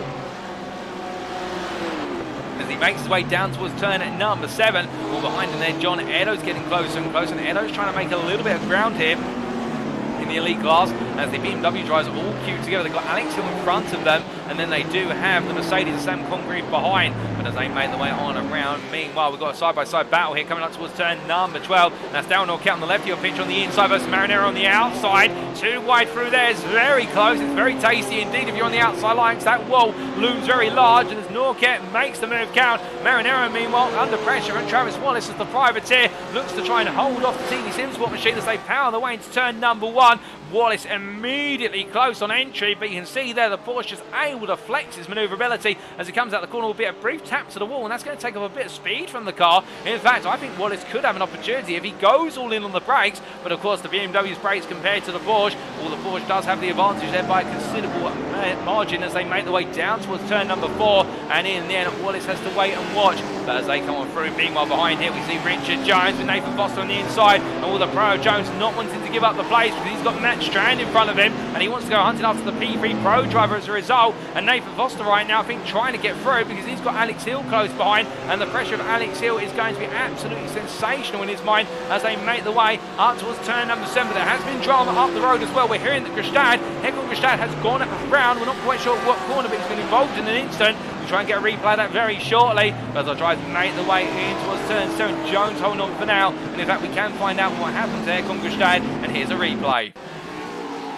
So at the time, he was making his way around in the battle for the top 3 in the elite and overall category, and coming into turn number 6, a clip to the wall there, and it just upset the momentum of the car. He got it stopped, but for Grebstad, then he's got to get it back up to speed. Well, fortunately for him, he's only dropped down to P5 in the elite class, but the downside of it is, as we watch the replay carry on here, he's now got 2 pros between him and his elite peers, and that is Darren Sharples, the pro leader, and Nathan Scott, who you see just jumping ahead before they got into turn number 7. But as we return to the live pictures now, well, we look back to what is Nathan Scott versus Håkon Grebstad. Grebstad taking a little bit of a peek there into turn number 3, but meanwhile Darren Sharples looking very comfortable at the front of the pro class field. The gap is 1.2 seconds, but Sharples absolutely on fire and not showing any signs of flinching around here. As meanwhile we look back from them to what is Marinero versus Wallace. Wallace on the inside there. I think he's taking the inside through, and he gets the move done through turn number 4. Marinero looks at the cutback here, but it's all for naught. It's a clever little dummy. I think that was to try and get Wallace to miss his braking point. I think that Marinero was going to send it, but I think Wallace called it out in return and said he's not going to go for it there, otherwise we're both in the wall and everybody behind us is going to have to come to a stop. So in the end, Alvaro Marinero drops to P9 overall. In fact, that's P9 in class, I should say, and P11 overall. That's the elite driver as he heads down towards turn number 7. But onto the brakes then, Matt Strand and Richard Jones behind, and then Nathan Foster is the next elite driver who's trying to look for the move on Marinero in due course. But as time goes on here, meanwhile we do look from them to Daniel Merchant, who right now with Ollie Pimley just behind him, battling for P6 in the pro class as they make their way in towards turns 10 and 11, and coming on through the right-hander. The 145 driver doing everything right. We see sparks there coming up from John Eddowes, tapping the outside wall, and will absolutely close. You could literally put a fingernail hair in between them as they make their way on around as they come through turn number 13 up towards 14. All right, now every driver really starting to flex their abilities as they make their way on towards another lap. The tyres are there, the fuel's coming out the car gradually, and everybody absolutely on the ball. But as they do, we can see the Tiki Sport driver here chasing on and chasing down Sam Congo as much as he can and trying to stay close to the Mercedes for the tow down the straights. He'll give him a little bit more speed up versus what's Pimley behind. But as they head in towards the braking zone, meanwhile, a bit further back, we see Carl McGuirt there on the inside versus Oyvind Breivik.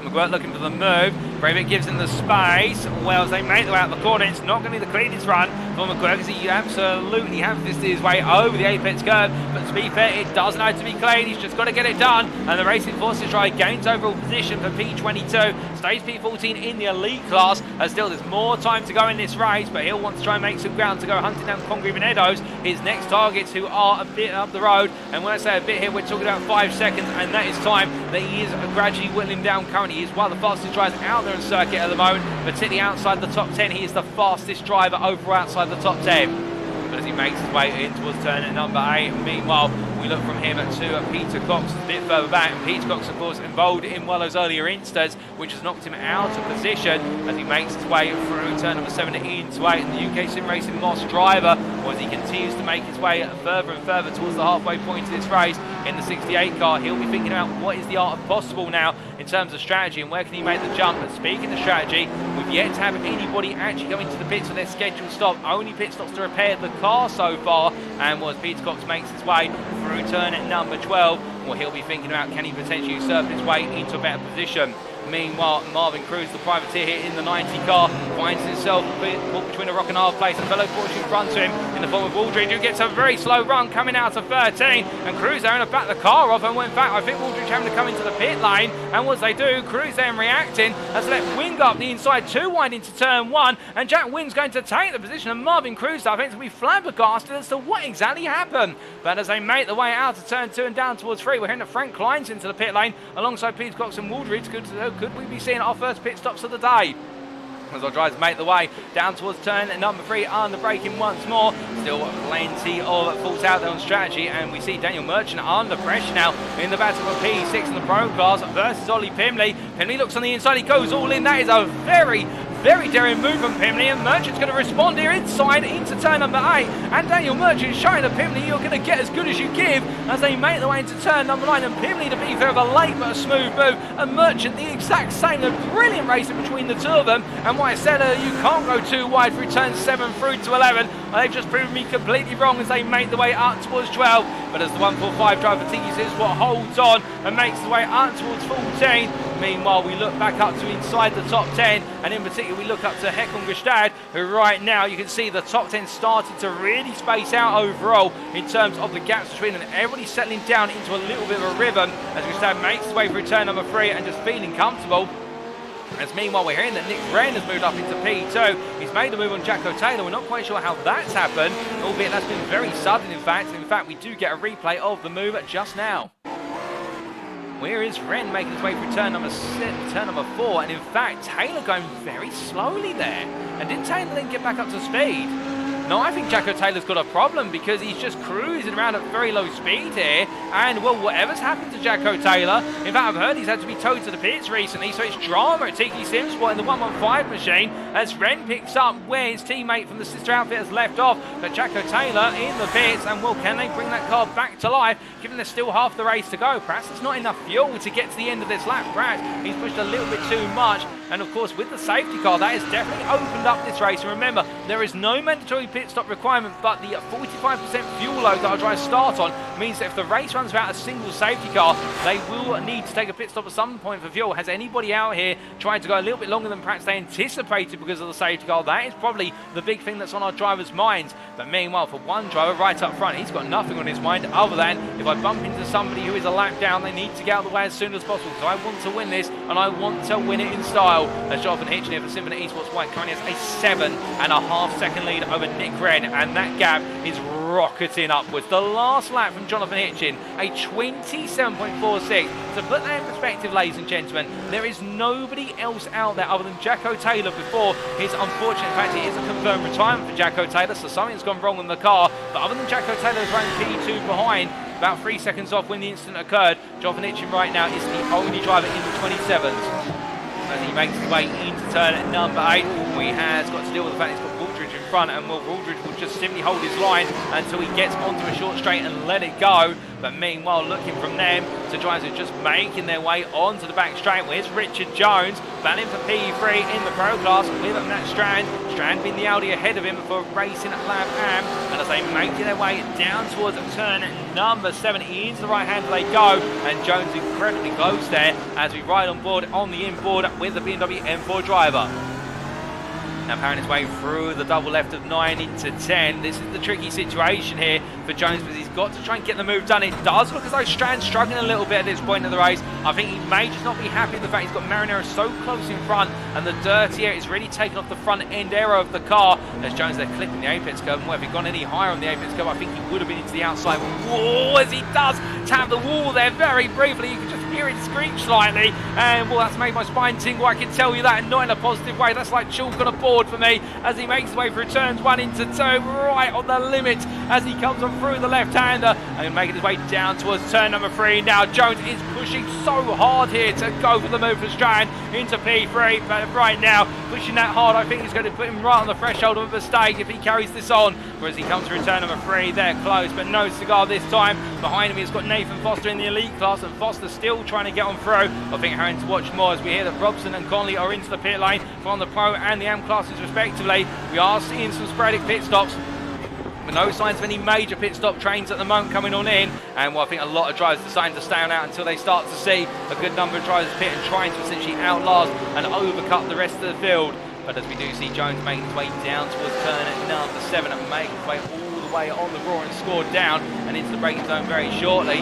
Meanwhile, we look from here to Carl McGuirk, who right now in a bit of side-by-side with Steinar Sani, and Sani, your AM leader. Were you just going to let this go? He does have a 5.1 second advantage to Sani, to Mark Johnson in the class. He still has Oyvind Breivik behind him for comfort, before then Johnson will be the next driver coming on up as they make their way through turns 10 into 11. I think Stanley at this point just thinking about playing the long game here. Of course, he lost out at Jerez due to a major mistake when he was battling with Johnson. There's Johnson in the rear of the picture as they make their way through turn number 12, and as Johnson now makes his way into the aforementioned corner, he'll see that Stanley's getting closer, but he'll be aware of the fact that this is because Stanley is having to deal with drivers of other classes coming on through past him, and therefore when they both get out to racing speed once again, will it be Johnson or Stanley who's the faster of the two? That is the big question. As he makes his way into turns 1 and 2, Johnson there goes fastest of everybody in the AM class at 28.586. Well, if Johnson is delivering right now, it wasn't in qualifying, but his Mercedes is absolutely roaring out there in the race. He's got a setup which really is comfortable in these race conditions. Behind him is John Doble, and John Doble was moved into P3 over the course of this race. In fact, he's gained 6 places in the AM class since the start of this race, and 15 places overall. John Doble feeling really good, I think, right now in terms of the setup of the car and his progress through the field. And as it carries on in towards turn number 4 and 5, the TT Sport Kimi driver looking upwards all the way as we make his way in towards turn number 6. And meanwhile, as he comes on through the corner, we look a little bit further up the order to where's Alvaro Marinero, who right now has the pro pair behind him of Matt Strand and Richard Jones. And the elite driver here won't be too pleased about the fact that he's not able to look ahead after Travis Wallace. Instead, he has to continue to look behind as he comes through turn number 11. Right on board the gearbox here with the number 59 Porsche, and looking back to Strand, that gap started to open up a little bit, and I think ever since Marinero has fallen away from Wallace and now he hasn't got the dirty impinge on the front end of the car, I think he is starting to feel a little bit more comfortable and starting to be able to open up the gap slightly. Of course, with 15 minutes remaining very shortly at the end of the next lap, it's going to be time for pit stop soon. We've yet to see anybody pit inside what is the top 20. I think a lot of drivers are trying to go as long as they can and literally make it a quick fill up and dash as they make their way on out. And as they come on down in towards turn number 3, well, who is going to be the first one to pull the trigger on the pit stops? That is the question that everybody will be thinking down the paddock. Indeed, the team managers will be thinking about it as well. And as we do look to Oivind Brevik heading up towards turn number 3, tucked in behind that right now, behind that Steinar Sani, the Racing Lab AM drivers there. Well, they'll be absolutely pleased to see that one of their drivers is in the lead of the AM class. I think Brevik will be thinking that he can go a little bit further and chase down Ollie Pinley and Daniel Merchant, who are 3 places up the road. Making the way through turn number 6 and down towards 7. Well, we do look to Daniel Merchant in particular, and here under pressure from what is there, Ollie Pimley, and of course these two had some sparks between them going into turn 7 a few laps ago, but this time Pimley's all in and Merchant not able to respond there, and Merchant tucks in for P6 now in the pro class as Ollie Pimley moves up to P5. A nice move from Ollie Pimley, and well, he tried it once, it didn't work, he's tried it again, and that time it's worked out. He's just able to shut the door a little bit more aggressively.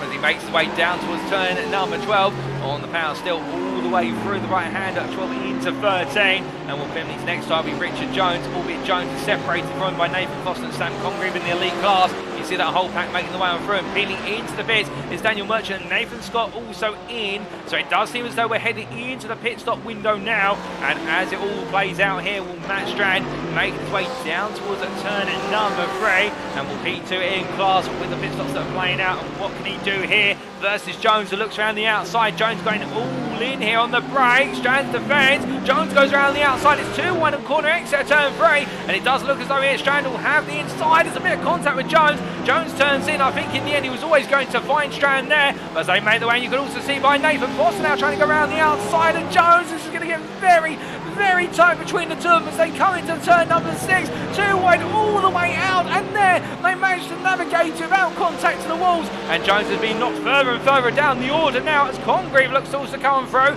chasing through Foster all the way. The Empire Motorsport drives on that inside line. Will Foster and Jones turn in, and Congreve's there, but Jones just about able to stay in the float as Congreve backs out. Flash of lights there from Sam Congreve. I think Richard Jones will politely say in return, look, I'm trying to go racing as well, as Thomas Barshak there was parked up on the corner exit, and I think that might be a bit of an instant. Thomas Barshak, we're not quite sure what's happened, but he's been towed to the pits, and perhaps it's another one much like we saw earlier from one of our other tries in the form of what was, I do believe, Jacko Taylor. Perhaps there wasn't enough fuel in the car, or something else has gone wrong. But meanwhile, Håkon Grebstad and David Flanagan, well, they're into the pit lane, so is Matt Strand and Richard Jones, and Matt Strand has been caught a huge amount of time versus Richard Jones with the way that sequence played out. But as he makes his way into the pit lane, you see Strand in front of him. Now time will tell whether he's been able to do any fuel saving to try and make that gap back up.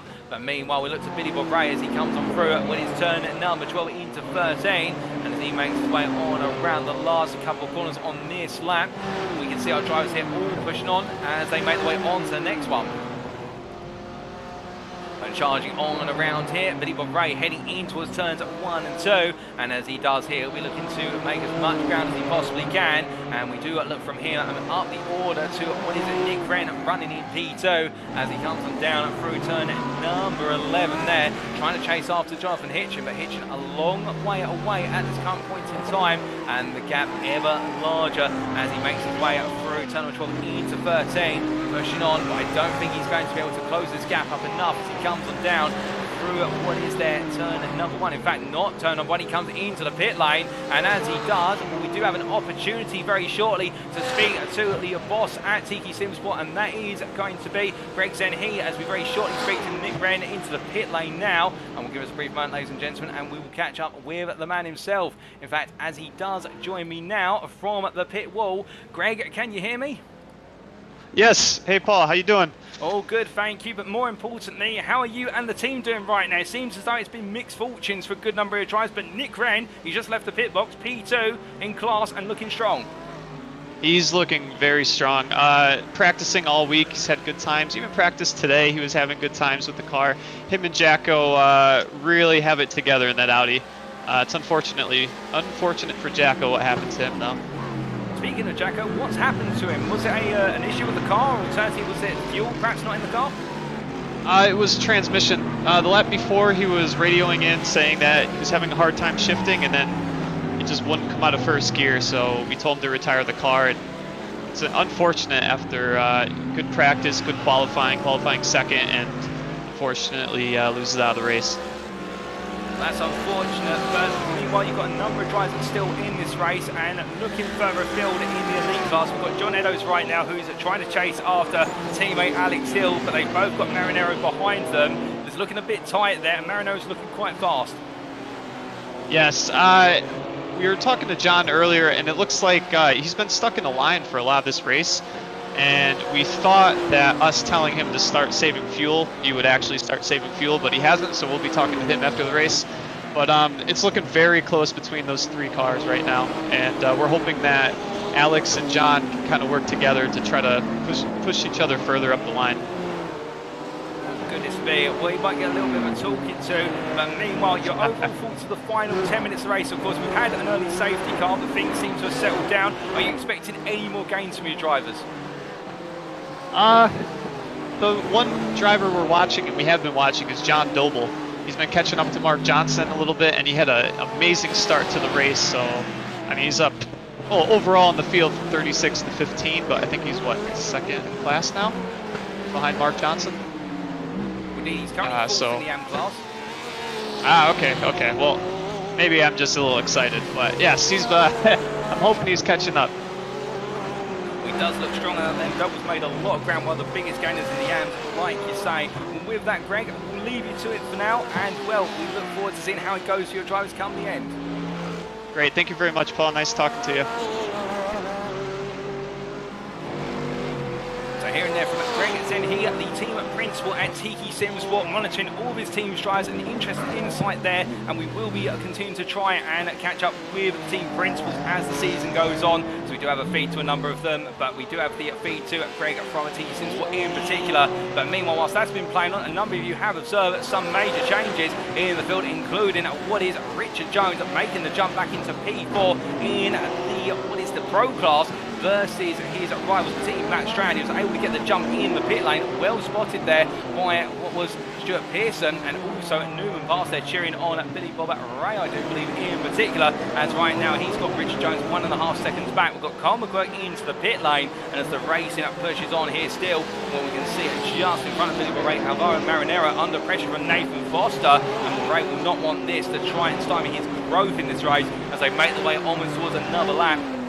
It's interesting as they come for a lot of fuel saving going on for drivers, I would suspect, given the faults of Greg Zenhi with regards to his drivers, and John Eddowes not perhaps obeying the requirement there to do some fuel saving in those long packs. But meanwhile, just coming out the pit lane there, and behind this group, Carl McQuirk from Racing Forces, albeit bit with some slight connectivity issues, but he re-materialises, and as he does, making his way down towards turn at number 3. Well, on the brakes he goes here, the 818 driver, and as he comes through the right-hander, he'll be thinking about what else he can do to make a little bit more ground as he charges after Ray, and he'll be hoping he can pick off the pro driver, so that way he can then go hunting after the lead and gain some more points. But as he comes on through, in terms of any other major changes in the field, the strategies are still ongoing and playing out. And speaking of those, we do have Jack Wynn, who right now in P7 in the AM class, P30 overall, has fallen a little bit down since the pit stops. In fact, now behind Daniel Pace, a 4-second gap to Pace has emerged, and it is growing at a rate of knots. But meanwhile, a bit further back, we do have here Paul Robson, who has got the company of Marvin Cruz and Matt Maddox behind, and on the inside that's Martin Tilley, who's just left the pit lane.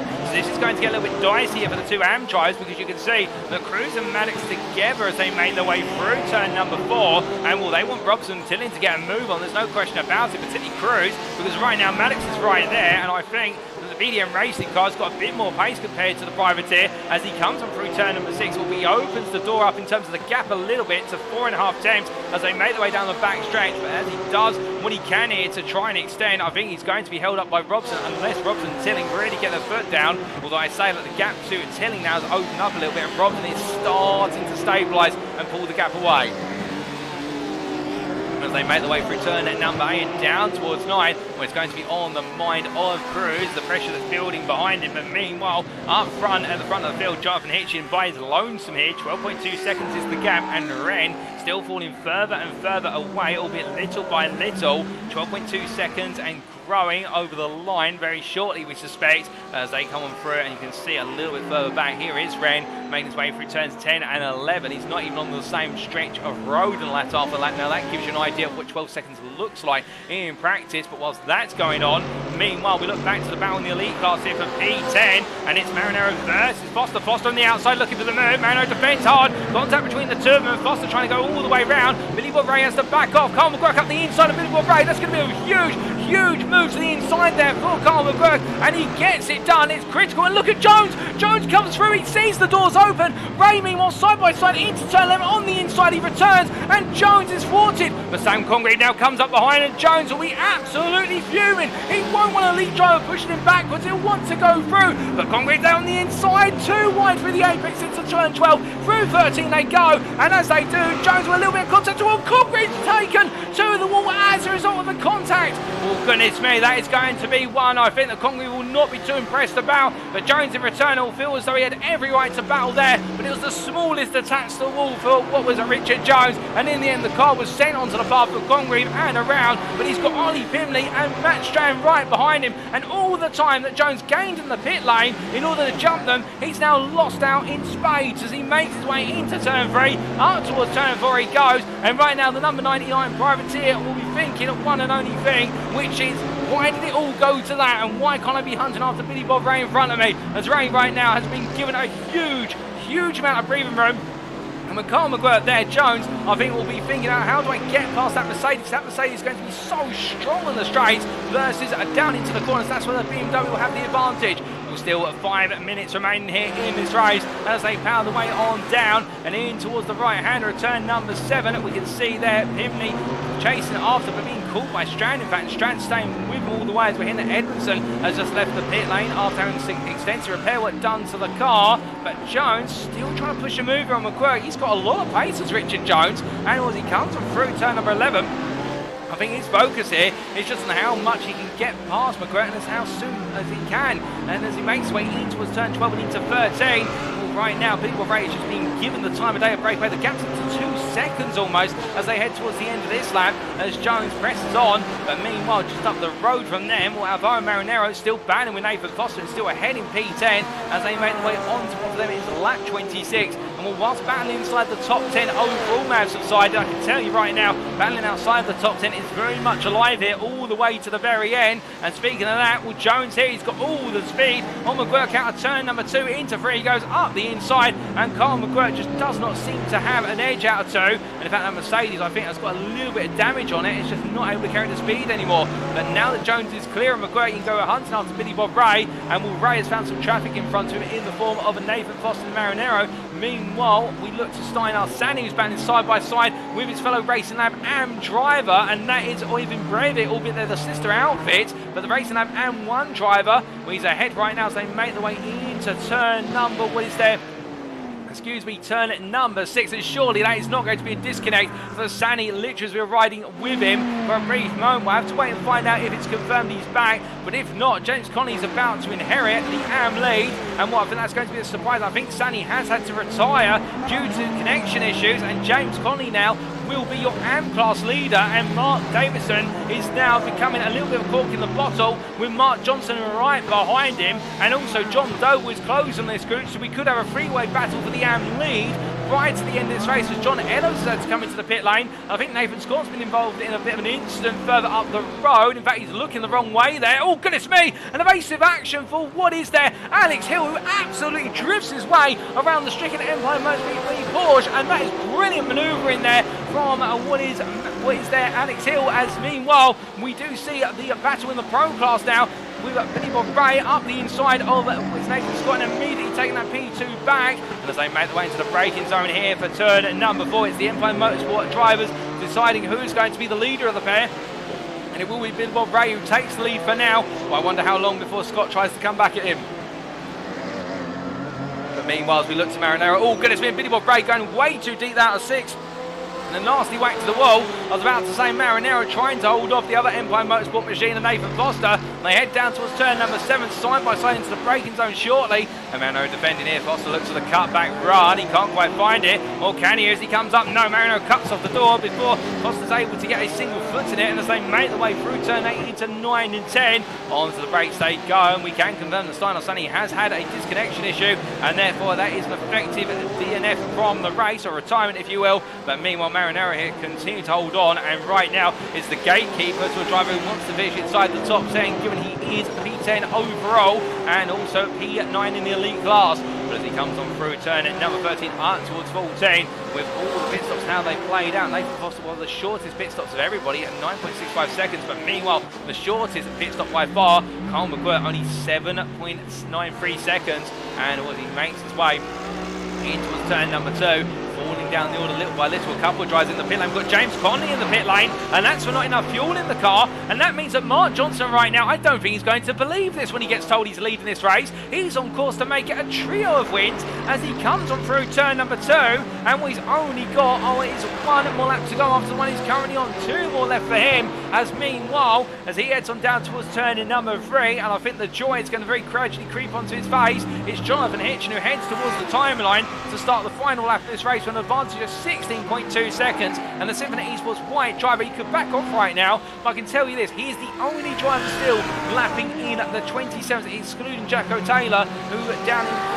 43rd place. I believe they have boxed the car recently, and indeed Greg was mentioned that they've boxed the car due to the issues. So as a result, Hitchin literally a 3 attempts a lap, if not more, in fact not 3 attempts a lap more, he's currently running 6 attempts a lap faster as a minimum compared to runners, because he's lapping in the mid to low 27s. Everybody else mid to low at 28, if not higher. But as he comes on through at turn number 5 into 6, meanwhile we cut from him back to the battle of the P9 in the elite class here of what is Marinero versus Foster, and they have got the battle for P2 in the pro class following them through as they head on to their final lap under racing conditions. And as they come in towards turn number 1, battles elsewhere on circuit, we've got Daniel Pace here for Old Dudes in Cars, who's tucked in behind Simon Hartley with John Doble a further 7 seconds up the road. I don't think Doble's going to get close enough to Johnson come the very end of this race, and Pace looking for the move on the final lap as they come in towards turns 12, 13 and 14. Johnson in fact in the pit lane, so now John Doble's going to take the lead of the race, I think, but Johnson's just not got enough fuel. Is into the pits as well. That is Simon Hartley.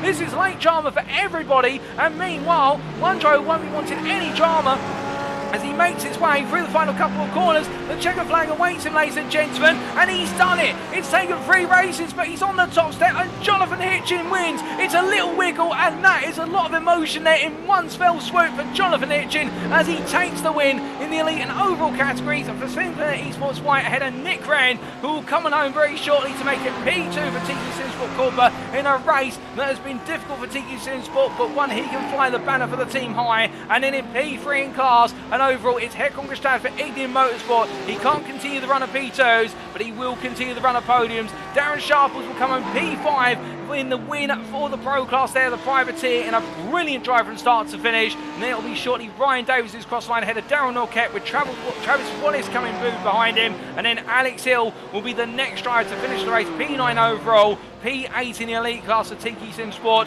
ahead of Wes Alvaro Marinero, who holds on to P9 in the elite class ahead of Nathan Foster. Billy Bob Ray finishes P2 in the Pro class at Empire Motorsport B ahead of Nathan Scott, his teammate. Richard Jones just behind him, P4 in the Pro class. Carl McGrath P15, P11 in the elite class overall. And very shortly, ladies and gentlemen, well, I don't think he's going to believe it right now. He survived the opening race on strategy and brought it on home on the podium, and today he's earned the right to be the winner in the AM class. It's John Doble from Tiki SimSport Kimi, who is your winner in the 77 Porsche as he crosses the line there. 6.1 seconds clear of Daniel Pays, who won't quite believe it either. He's come home P2 ahead of Jack Wynn on his debut. It's not quite a win for Jack Wynn, but it is a podium, and he'll be absolutely ecstatic about that. Ollie Pimley just behind him there in P24 overall, and Sam Congreve P25. James Conley comes on through for P27 overall in a difficult end to his race. The same for Mark Johnson, just not enough fuel to go onto that final lap. And I do believe with that, ladies and gentlemen, we've had all the drivers who are on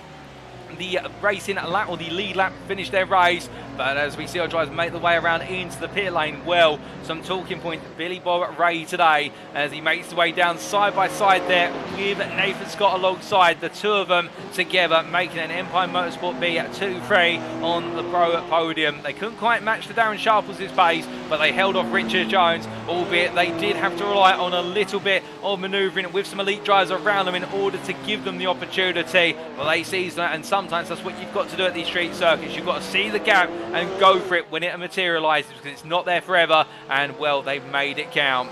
But as they come towards the pit lane, also making the way into the pit lane currently, Daryl Norquette coming on through.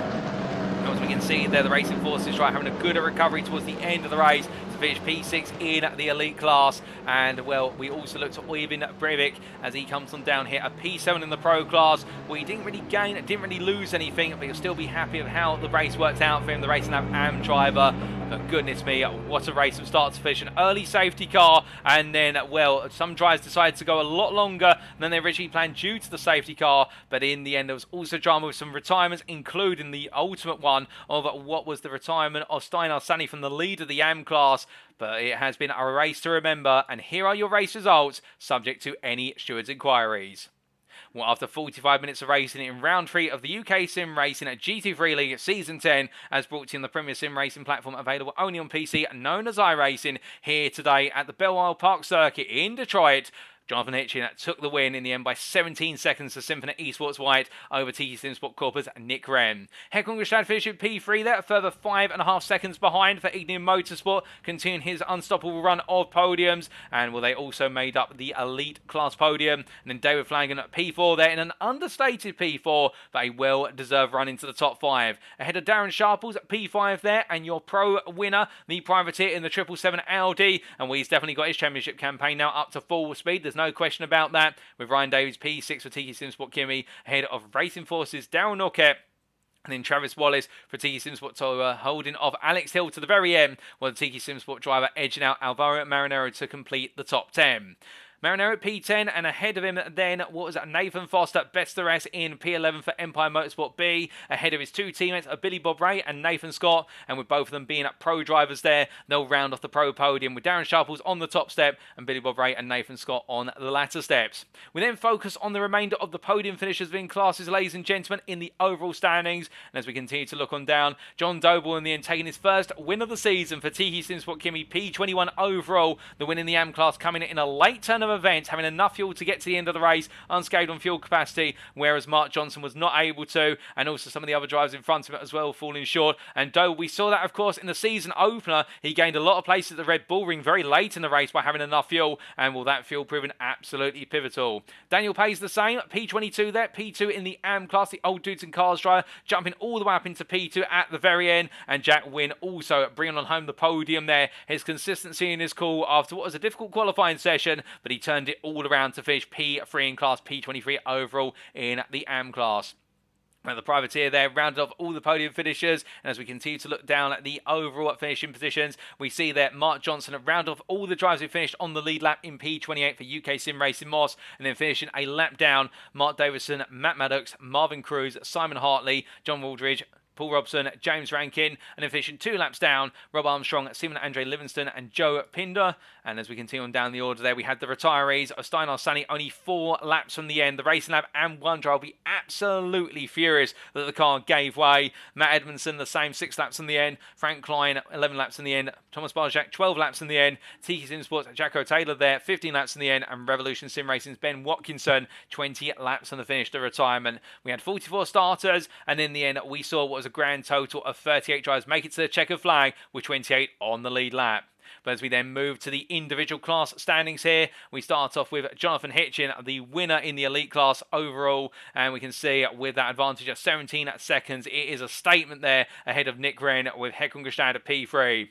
David Flanagan at P4, they're the privateer, with Ryan Davis round off the top 5. And Ryan Davis putting in another solid performance for Tiki Simsport Kimi ahead of Darren Orkett. The Racing Forces driver there, only what was half a second off come the finish. And then Travis Wallace at P7 there ahead of Alex Hill, Alvaro Manera, and Nathan Foster to complete the elite top 10, with Nathan Foster spending the best part of 17 minutes tucked in behind Marinero, but he could not find a way through. He tried many a time, but Marinero's defensive driving proving too strong. Colin McGuirt best the rest there in P11 for Racing Forces, ahead of John Eddowes, with Sam Congreve, Martin Tillin, and Mark Davison completing all the drives who finished the race, albeit Davison finishing a lap down, and then Jacko Taylor, the unfortunate retirement due to that transmission issue midway through the race. And then come to the Pro class, and we can see here Darren Sharples bringing on home the winning class by 22.1 seconds at the end over Billy Bob Ray, with Sharples having that early start and had some pressure building up on him, but as the pressure began to wane, he gradually broke open the lead and just broke away. And the Empire Motorsport B pair, Billy Bob Ray and Nathan Scott, completing the top 3 and indeed the podium, with Richard Jones there P4. And I think Jones will take a lot from today. He'll be frustrated he couldn't quite make it onto the podium, but he's definitely now one to watch out for. And I do think that in particular, Stuart Pearson, saying Richard Jones in pro, it looks like he could challenge top 3. I mentioned that privateer much earlier on, he is a driver to watch out for, because today he was absolutely on fire, and if things had worked out differently, he would be a podium finisher. Matt Strand P5 there for Racing Lab, and with strategy working out, but then in return at battling late on costing him dear, but he held on to a top 5 finish, ahead of Daniel Merchant, who on his debut, a P6 there for Tiki Simsport, ahead of Oyvind Breivik, and then Peter Cox, Ollie Pimley and Paul Robson completing the top 10. And it does seem to be the theme that the CHR Motorsport pair of Paul Robson and James Rankin finished together in the order, with James Rankin best the rest there in P11 behind his teammate, both of them finishing a lap down, and Rob Armstrong for UKSimRacing Hunt finishing 2 laps down in the end P12. But as we then come on to the AM class, last but not least, we can see John Doble taking the win in the end for Tiki Simsport Kimi at 6.1 seconds clear of Daniel Pace for Old Dudes in Cars, and Jack Wynn completing the top 3 there, the privateer, 9.3 seconds behind the leader. James Conley P4, and what could have been his day wasn't to work out, and the same for Mark Johnson in the end. Both drivers not having enough fuel to get to the end and having to dip into the pits on the final lap, with Matt Maddox P6 for BDM Racing, and he was the first driver in class to finish a lap down, with Marvin Cruz at P7 ahead of Simon Hartley, John Waldridge and Seaman Andre Livingston. We then see Best the Rest Joe Pinder in P11 for Ignium Motorsport, with Stein Arsani P12, that unfortunate retirement when he was so far out in front. And then Matt Edmondson, Frank Klein and Thomas Barjak and Ben Watkinson completing the standings there, with Edmondson, Klein, Barjak and Watkinson also retirees. But of course that completes our finishing positions and the rundown of the order, ladies and gentlemen. But now of course we're not quite done just yet, because we've seen the racing today from the cameras dotted around the circuit. It's been hard, it's been fast, and indeed I think our drivers have got quite a few stories to tell, and we'll have some of those coming up in our post-round interviews in approximately 12 minutes time. Don't go anywhere, you won't miss them.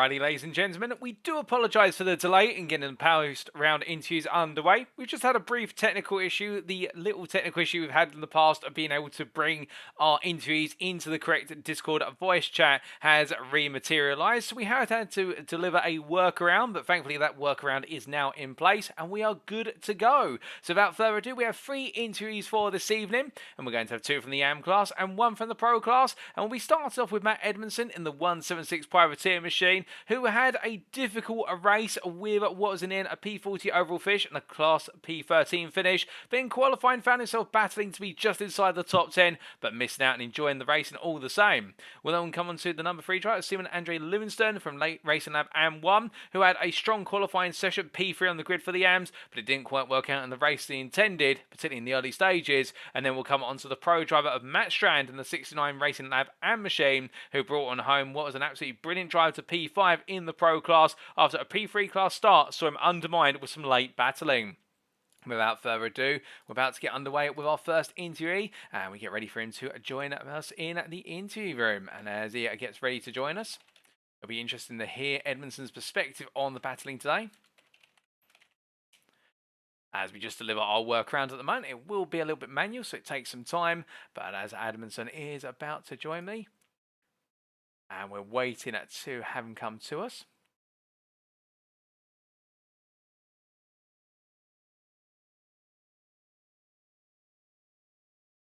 And as he joins me now, Matt, it was a difficult day today at Detroit, but still, it looks like you enjoyed yourself out there, particularly in qualifying, where it was very close for a top 10, but in the race, it just didn't quite work out. Yeah, I've been struggling all week with this track. As everybody in the Discord will know, I absolutely despise this place. I could never get an actual rhythm in there, and I just felt I was never really properly on the pace, so I just kind of wanted to just try and have an okay showing, maybe get a top 10, and I mean, it was going all right in the race until the simulation decided that it wanted to play games with me. Oh, goodness me. Well, we'll come on to that shortly. But started off with your qualifying session. We saw throughout you battled to try and get yourself into the top 10. And in the end, being at P11 in the AM class, P38 overall. It looked as though the time was coming. Were you happy with the final lap you put together? It's not as fast as I've done in practice. Like I have been quicker. Like I just couldn't seem to properly hook it up round. I think I probably do better on actual like race fuel pace rather than qualifying fuel, and I think maybe if I'd gone a bit heavier, I might have actually done better, which is really odd. But I mean, to actually put a lap down that was fairly alright and kind of had me in a bit of the mix for a little bit of the fight I can take some positives from that. Oh, most definitely. And as we look at the pictures of the racing getting underway, very quickly finding yourself in the hunt after he appears, and also Simon Hartley tucked in behind. Of course, we had a safety car early on. Did that change the way you approached the race, given the fact we haven't even completed one lap and then suddenly we're going slow for a good 7 or 8 minutes? It changed the way I was going to do the race. From a strategy-wise, I was really looking to potentially, just because of how not confident I felt, to try and do as early a pit stop as possible and do an undercut, and possibly I hadn't decided where I was going to take a couple of tyres or not, but that safety car kind of threw all that out the window, so I just sort of had to try and just work out when the best point to pit was, and I kind of ended up using the faster guys closing in to kind of work out when the best time to pit was, and try and just get a little bit of clean air to try and just stay ahead of Frank and try and catch up to Simon. Oh, indeed. And well, adapting and using the faster drives as a measure is always a sensible approach, but after emerging from the pits, it just didn't seem to go right from that point onwards. What exactly happened? I'd caught up to the back of Simon because there'd been I think at least one of the elites that was trying to recover had come through, and I'd got right onto the back of it, and then I don't know if he had a wobble, but I certainly had a wobble sort of back end of the lap. I can't remember what turn number it is now, but unfortunately Martin behind me, and I had no fault on Martin, just he slightly tapped me on the rear right, and apparently that's 6 minutes of required repairs with a meatball. And as I still had the fast repair ticked on the first pit stop, that was basically it. I was kind of out of it from that point. Oh, goodness me, that's really unfortunate. The tiniest of taps, and yet it completely upset the momentum that you had all the way through. And from that point onwards, of course, making your way back out into circuit and finding yourself towards the back, but still putting the laps in. I think it was a case more of just getting to the end and see if you could grab some points. Pretty much, yeah. I was kind of just hoping that like I would have done enough of percentages of the race to be classified for points. So we'll see what the results come. Because as with missing Jerez last week, with being at Alton with yourself, it means I've basically really only got one kind of drop week left to use in the entire season. So we'll see how it goes.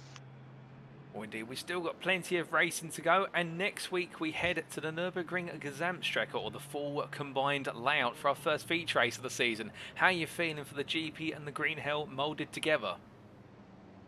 That's going to be a tough one as well. I've not had a lot of. It's a better track for me than Belle Isle, I will say that. But I'm going to have to learn it anyway because with taking part in the 24 with one of the UKSR teams, I'm going to have to sort of get my head properly around it again. But hopefully, fingers crossed, I can try and nail a bit more practice and maybe hopefully push towards the front of the Anfield. But we'll see what happens. Oh, well, we do have our fingers crossed for you that you have some better luck in Germany. And I have to ask, of course, we've got 4 more rounds after that in the second half of the season. Are there any rounds in particular where you're thinking you could be on course for a big score? Are there any circuits that call out to you? I'd say all 3 of the American ones are kind of. I've usually in the sort of official races had decent results. And Daytona always kind of is a bit more of a special place because of winning it last year again with the UKSR Scarlet boys. So I'm kind of looking forward to the back end of the season, especially sort of seeing what might be able to do a bit of an upset with the top guys, but we'll see what happens. We do have our fingers crossed for you, but just before we do let you go, Matt, is there anybody you'd like to give a shout out or a thank you to live on the broadcast this evening? Just everybody who's involved with UKSR, they put a lot of work behind the scenes. I nearly quit sim racing until I found these guys, and yourself, Paul, as anyway a great broadcast.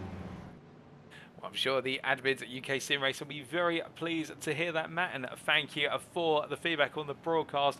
But with that, Matt, it's been a pleasure to have you join me in the interview room. Sorry to see it didn't quite work out the way you wanted it to today, but there's still plenty of rounds to go, and we'll see you in Germany in a week's time. Yep, see you soon, Paul, and hopefully it'll be better next time I speak to you.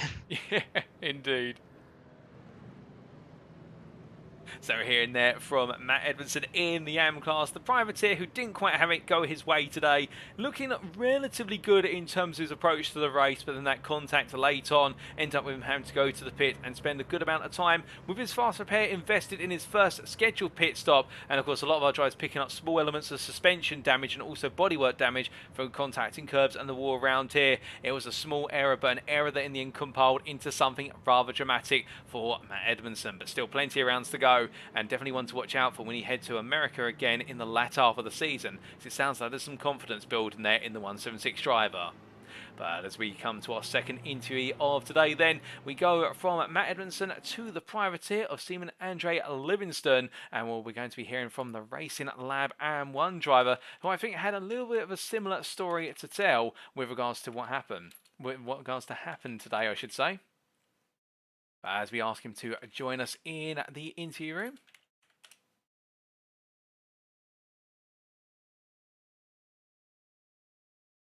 And as he joins me now, Simon Andre, wasn't the race you wanted today. You qualified really well in the AM class, a P3 in class, P28 overall, and by the end of it, just inside the top 10 of the AM class and P37. Must be a difficult feeling at Detroit. Yeah, felt quite good going into the race. Had a good pace all of my practices, and then I kind of butchered my quali lap, but still managed to get a good time. And I was feeling, yeah, could have something more to say by. Steiner was a long way ahead, so I was aiming for maybe a P2, and then of course first lap and bend it into the wall is not the best, but it's what it is. Oh, most definitely. You've got to try and take the positives where you can. And let's talk a little bit about qualifying. In the qualifying session, of course, Steinar Sunny absolutely shocking everybody with that pole lap that seemed to be in a world of its own. But to be fair, you were right up there in P3. I have to ask, what's it like doing fast laps around here at Detroit? Because the road surface is constantly changing, the surface itself is rather slippery, you've got major curves, and then let's not forget, you've got walls on both sides of the circuit. There's so much to process, and you've got to get as close as possible to them.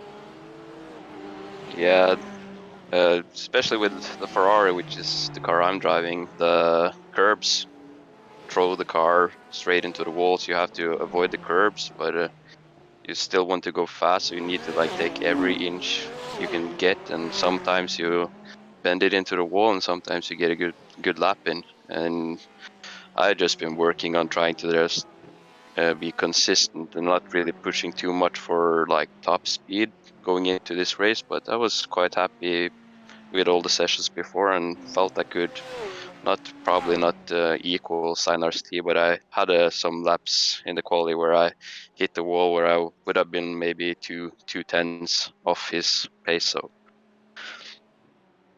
Indeed, there's still a bit of room for improvement in qualifying, but starting P3 and very quickly, as you say, the race unfolding before you turned a whole lap. Just take us through what happened from your perspective. First of all, I didn't think that the start was going to go so fast, so I kind of like dropped, I don't know, like 8 cars length in front of to the next group in front, and then suddenly was a green light, so I was like, oh, I have to go. And then I was racing and I saw the guys behind me didn't probably went off me, so they also dropped a long way back. And when it came into like the hairpin there, I saw like the cars in front were bunching up, so I just tried to find a gap to go somewhere, not really stressing anything, just trying to survive. And then I guess when we're going into like, I think it's turn 5 or something, the car ahead of me braked and I wasn't ready for it at all, so I just slammed into him and sent him into the wall. And then I felt like, okay, my steering wheel is a little bit crooked, but I just need to continue. And then in the next corner again, I went on the outside of one guy, and I think I didn't leave him enough room, and I don't think he realized I was on the outside, and he just clipped my back wheel and we went into the wall. It's a racing incident, that's all I have to say. So that was my first lap. Indeed, a very difficult first lap, as you describe it. We got to see it unfold in such a manner. But after that, of course, back on circuit after the safety car, and well, you're not quite chasing down the drivers in the lead of the class, but you're still out there and pushing on to a P10 in the end. So what does the race become about at that point? Is it just about waiting to see if people drop off? Take us through that mindset. Oh, I was thinking just, okay, I'm not a quitter, so even though I think I managed to calculate that I was like 2 laps down of all the other drivers after I needed to take a tow because the car was broken. So when the safety car was out, I was just thinking, okay, let's just not disturb the other guys, just let them race. I was waiting in the back of the pack, and then after a while I was just like, okay, let's just see, have a game with myself and just try to be as consistent as possible and just try to find a good race pace. And then by the end, I think I managed to even have the fastest lap for the AM cars in AM classes in the race, so quite happy with that. Oh, indeed, and that'll be a bonus point that comes your way once that's confirmed, so it's always a positive to take away from the day. And well, looking ahead to next week, the conclusion of the first half of the season with the Nürburgring combined layout in Germany. How are you feeling for the Gesamtstrecke? I need to figure a way to get my mind to just memorize the course, because I've driven it a lot in on many different platforms, iRacing and all of the other Gran Turismo, all those. And even though I kind of know where I'm at the track, it's kind of like my mind just stops working for a second and I just bend it into the wall going 3 times the amount of the speed which it should take into the corner. So that's going to be my focus, is just to try to find a way to just memorize the track, because even though I have this sector down, next time I go around I forget that sector, even though I've driven it 50 laps or something, you know. So I just need to focus on that, or I need to have like a spotter in my ear saying, okay, now you're going to this corner, you need to remember you're going to this part or something, because otherwise I think I will bend it or be too cautious and don't have the speed. So I need to memorize the course. Oh, indeed. With, of course, of that scale, I think committing everything you can to memory is the first and foremost, the most important thing, and we look forward to seeing how you get on there. But just before we do let you go, is there anybody you'd like to give a shout out or a thank you to live on the broadcast this evening? Yeah, I would like to take a shout out to all my teammates in Racing Lab. They have been amazing, and it's been fun racing with them. I got a chance to be a part of Racing Lab not so long ago, so I'm quite new to the team, and everybody's been welcome, and I'm really thankful for that. And we push each other on practices, and it's really great. So I need to take a shout out to them and all families and friends who was watching the broadcast. I'm sorry that I managed to bend it, so next time I will try to complete the race. Well, it's great to hear the mood down in the Racing Lab and garage, and indeed the team all coming together and you being a part of that outfit, and also to have family and friends behind you tuning in. And I'm sure it'll be a redemption arc for you next week and you'll be able to pull it off. But with that, Sim and Andre, it's been a pleasure to have you join me in the interview room. I would say congratulations on the P10, but you're not too pleased about it. But well done on getting the car home, and we look forward to seeing you in a week's time. Yes, bye. All the best. So here and there from Simon Andre Livingston, the AM driver from Racing Lab AM1, who in his own words there, seeing the race completely unfold in the first lap, and in the end having to just get out there and keep his head down because he's not a quitter, and seeing what he can do. And in the end he was able to bring on home the fastest lap in the class, subject to confirmation at the moment. I do believe we may get that confirmation very shortly, but with that in mind, he'll be looking ahead to next time and thinking about what he is able to achieve at the Nürburgring combined layout and committing it all to memory. Indeed, this is a round that he'll have to remove from memory as soon as possible and just think forwards. And I think with that attitude, he could definitely be looking to resurge onto the podium next week. As we now come to our final interview of today, you've heard from two AM class drivers, and now we're going to be hearing from a pro class driver, albeit from the Racing Lab AM team, and that will be Mats Strand. And as we do get ready for him to join us in the interview room, well, it's going to be interesting to hear his perspective on what was some very close battling towards the end of the race and being interrupted by a number of drivers of other classes. And as he joins me now, good evening to you, Mats. And well, what a race you've had today. A start in P3 in class, a P5 finish, and it looked as though every time you went to battle your way forward in class, you ended up being interrupted by an elite class driver. Was it a frustrating day or a fun one at Detroit? Good evening, Paul. Thank you. No, it was okay, I guess. A bit frustrating at the start with the elite driver that I couldn't get past, but I think I had a bit more pace. But once I didn't get past, then I understood I'm going to lose in the pits because I need more fuel than the BMW. So yeah, it's nothing you can do. It's really hard to pass on this track. So I was hoping for a podium today, but aim for next time, I guess. Indeed, taking it to qualifying, we saw in the qualifying session some very fast laps coming in from everybody in the pro class, particularly in the top half, and focusing on yourself to a degree, it was quite close in the battle to be P2, and you weren't too far off the times out there. How did you feel your qualifying session was? It was okay. I have set a bit better time, but I think in those sessions the track was slightly better. Although it was quite good today as well. Was hoping to get that P2, but I did a mistake on my final run, and then I couldn't beat the P2. So, but Sharp also was really strong today, and I think also the Audi was quite strong on this track, which helped a lot. Indeed, the Audi did look strong out there, and in the end, just missing out P2 versus Nathan Scott by half a tenth. You go into the race, and I was asked, strategy-wise, before the safety car came out, were you looking to potentially undercut or overcut?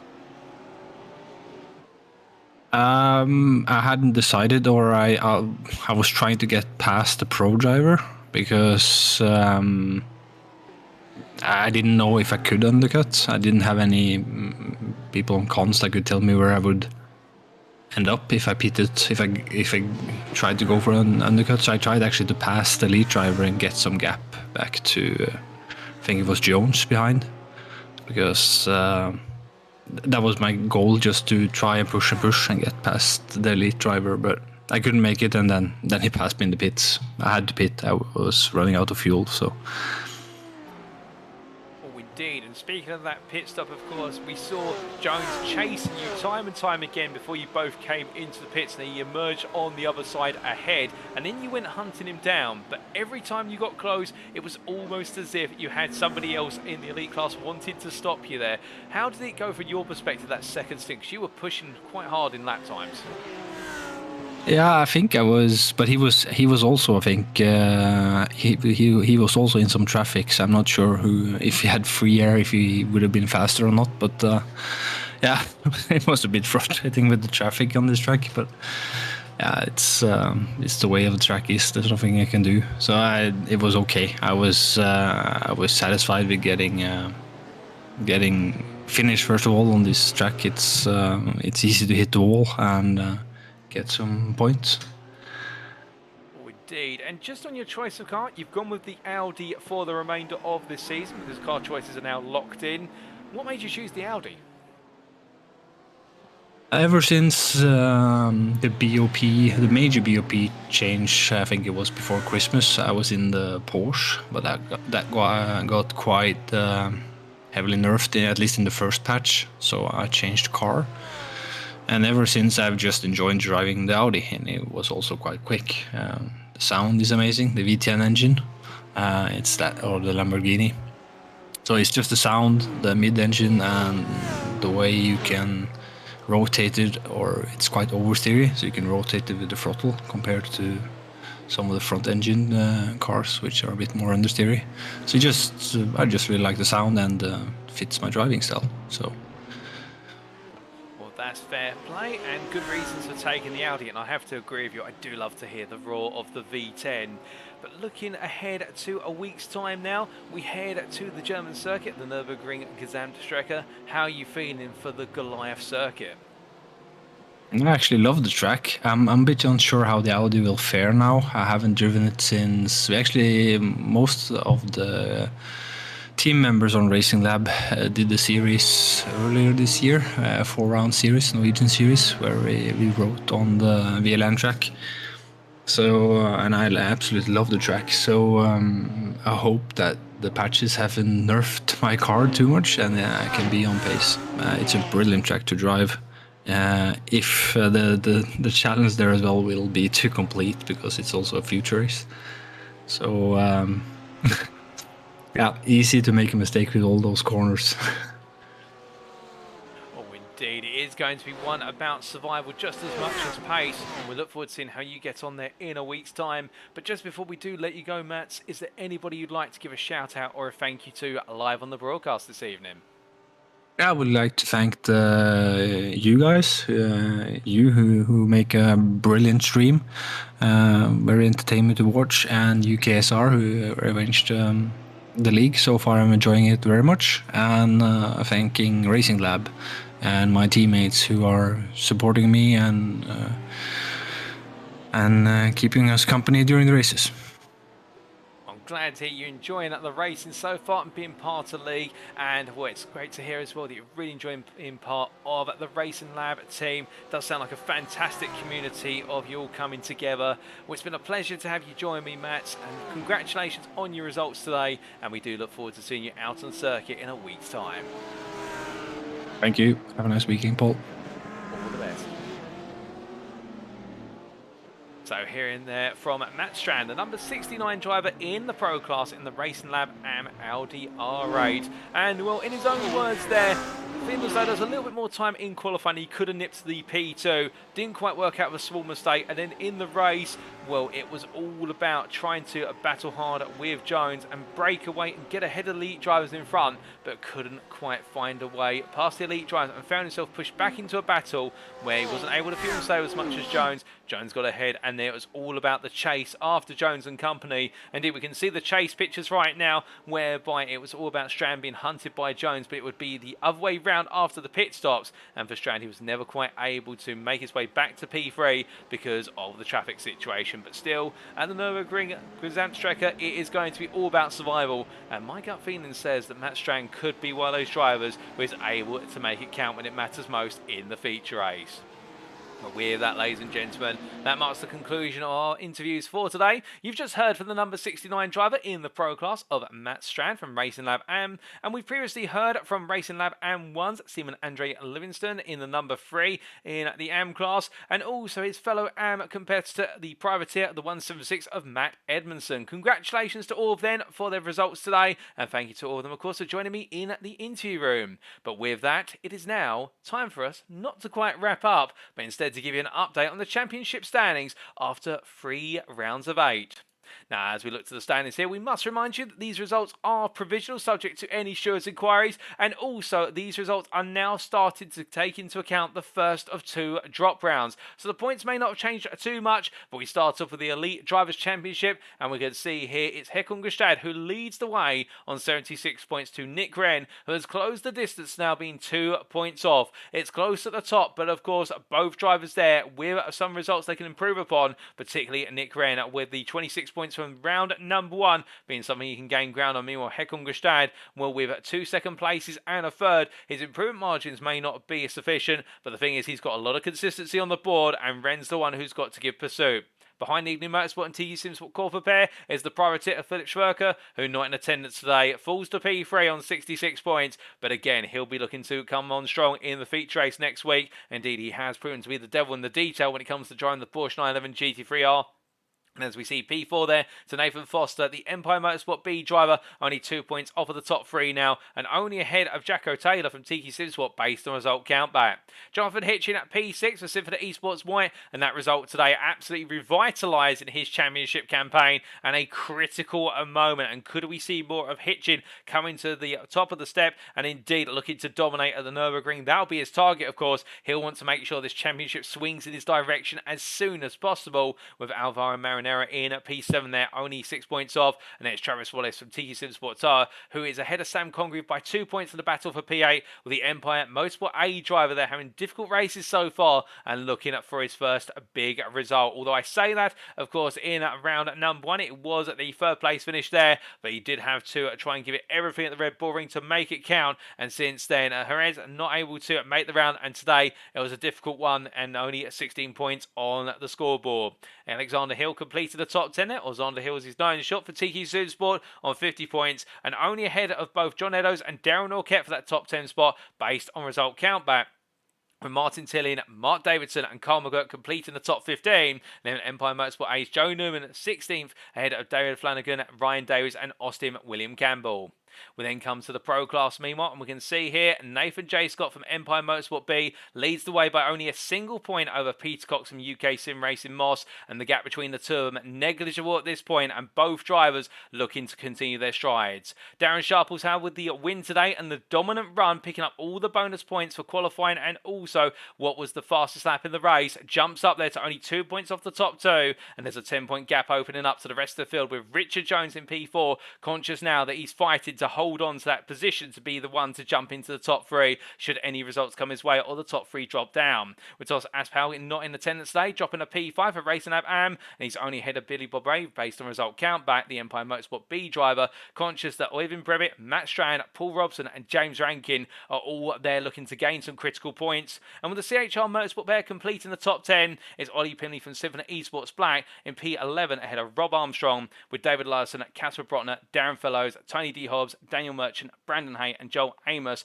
completing the top 19 there, and indeed the standings. But as we then come to the AM class, ladies and gentlemen, it's Mark Johnson who leads the way, only based on result count, back ahead of John Doble. The two drivers absolutely dead even there, and 2 points off Daniel Page for the Old Dudes in Cars outfit behind the UK Sim Racing Moss and Tiki Sport Kimi drivers. Seaman Andre Livingston completes the top 4 for Racing Lab AM1, ahead of BDM Racing's Matt Maddox, with 4 points to Steinar Sani, whose retirement today, an absolute dent in his championship campaign when it could have been a clear win. And Satinder Dienza in P7 for Tiki Sport Corporate, ahead of James Connolly, Simon Hartley and John Woolsridge. And then Joe Pinder P11 for Ignium Motorsport, ahead of Matt Edmondson in the hunt to be best of the rest, with Jack Wynn, Thomas Barjack, Marvin Cruz, Tony Bradley, Eric Stegen, Ben Watkinson, Baz Meacham and Frank Klein completing the AM standings. And we'll be right back, ladies and gentlemen, to bring you the Teams Championship standings.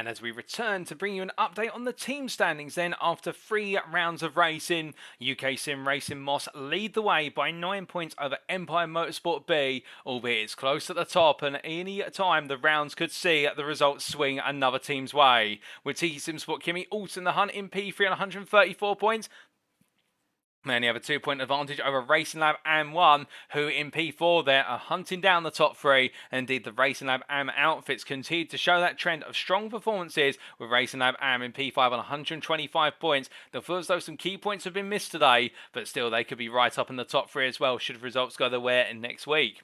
TT SimSport Corporate in P6 on 120 points. They're only ahead of their sister outfit TT SimSport based on result countback. And then we can see Ignium Motorsport P8 on 116 points with a 6-point advantage over Old Dudes in Cars, and Tiki SimSport Tower completing the top 10, only inside the top 10 based on result countback ahead of Symphony Esports White. It is the white outfit of Symphony Esports who are best the rest in P11, 6 points clear of BDM Racing, with Racing Forces, Empire Motorsport A, CHR Motorsport, UKSimRacing Hunt, and Revolution Sim Racing completing the team standings after 3 rounds. But with that, ladies and gentlemen, it is now time for us to wrap up. Thank you very much for watching, and if you have enjoyed today's show and you want to know more about the UK sim racing community in terms of the series we run and what we do on both the virtual and the real motorsporting circuit, then why not check us out on our official website, that's uksimracing.co.uk today. Alternatively, if you don't want to go to our website but you prefer to follow us on social media, the best place to go and do so is of course on our Twitter, and that's at twitter.com/UKSimRacing_. We'd also like to take a brief moment to say a big thank you to our affiliates, of which there are 5 of them on screen. Firstly, Swello Meta Sim Racing Coaching, the creator of the Motor Racing Checklist. Swello Meta Sim Racing Coaching can help take your sim racing driving to the next level. Whether you're looking to gain a 10th, improve your approach to the racing line, or develop your consistency, Swello Meta has a coaching course to meet your needs. Plus, with Swello being a multi-time champion of official iRacing series, including the 2021 PSCC, you know you're receiving coaching from the very best in the industry. We also have Race Anywhere, the provider of curated sim racing equipment, aiming to only stock products that represent excellent value for the sim racing community. And then we have Demon Tweaks, the provider of the most complete and innovative motorsport product range available worldwide. So no matter what your level of discipline, Demon Tweaks could help drive you to realize your motorsport ambitions. We also have their Sim Lab, and Sim Lab are the leading manufacturer of high-quality sim racing-related hardware, and as a proud partner of Mercedes-AMG Petronas Esports, Sim Lab aims to enhance virtual racing experiences with uncompromising solutions that push the boundaries of esports. And lastly, Amazon, the company trying to be the Earth's most customer-centric company, the Earth's best employer, and the Earth's safest place to work through the provision of concepts pioneered by Amazon, including but not limited to Amazon Web Services, Amazon Fire TV, and Amazon Alexa. But of course now, ladies and gentlemen, our drivers will be packing up their luggage and making their way back from the United States of America to Germany for round number 4. For next time, our drivers take on the first feature race round of the season, and it'll be at none other than the Nürburgring Gesamtstrecke circuit, or the combined layout, and we'll be bringing you all the racing action and more on Sunday, the 23rd of April 2023. It's just going to be just as much about survival as it is about pace, but of course now, as we make our way towards the end of the first half of the season, there's much up for stake. In the elite class, it's a 4-way battle to be at the very top at the moment. Indeed, Håkon Grebstad, Philipp Schwörke and company finding their way up there, and also we have seen the rise of Jonathan Hitchin today, and can he carry on that momentum? In the pro class, meanwhile, the battle rages on, and in particular that battle between Nathan J. Scott, Peter Cox and Darren Sharples is starting to come to full fruition. And meanwhile in the AM class, it may be Mark Johnson who's up front, but it's only on result countback versus John Doble, and Daniel Pays and Simon Andre Livingston are not too far behind. Indeed, wherever you look, there's going to be close battling, but who will go into them first in the mid-season breaks on the all-important high of being the championship leader? We'll find out all that and more then, but until then, we have been UK Sim Racing. I've been your host and commentator, Paul TX141 Walsh, also known as Britain a Spit, depending on what media you follow me on. And until next time, remember to stay safe, stay well, stay smiling, but most importantly, remember to stay on track. Good night.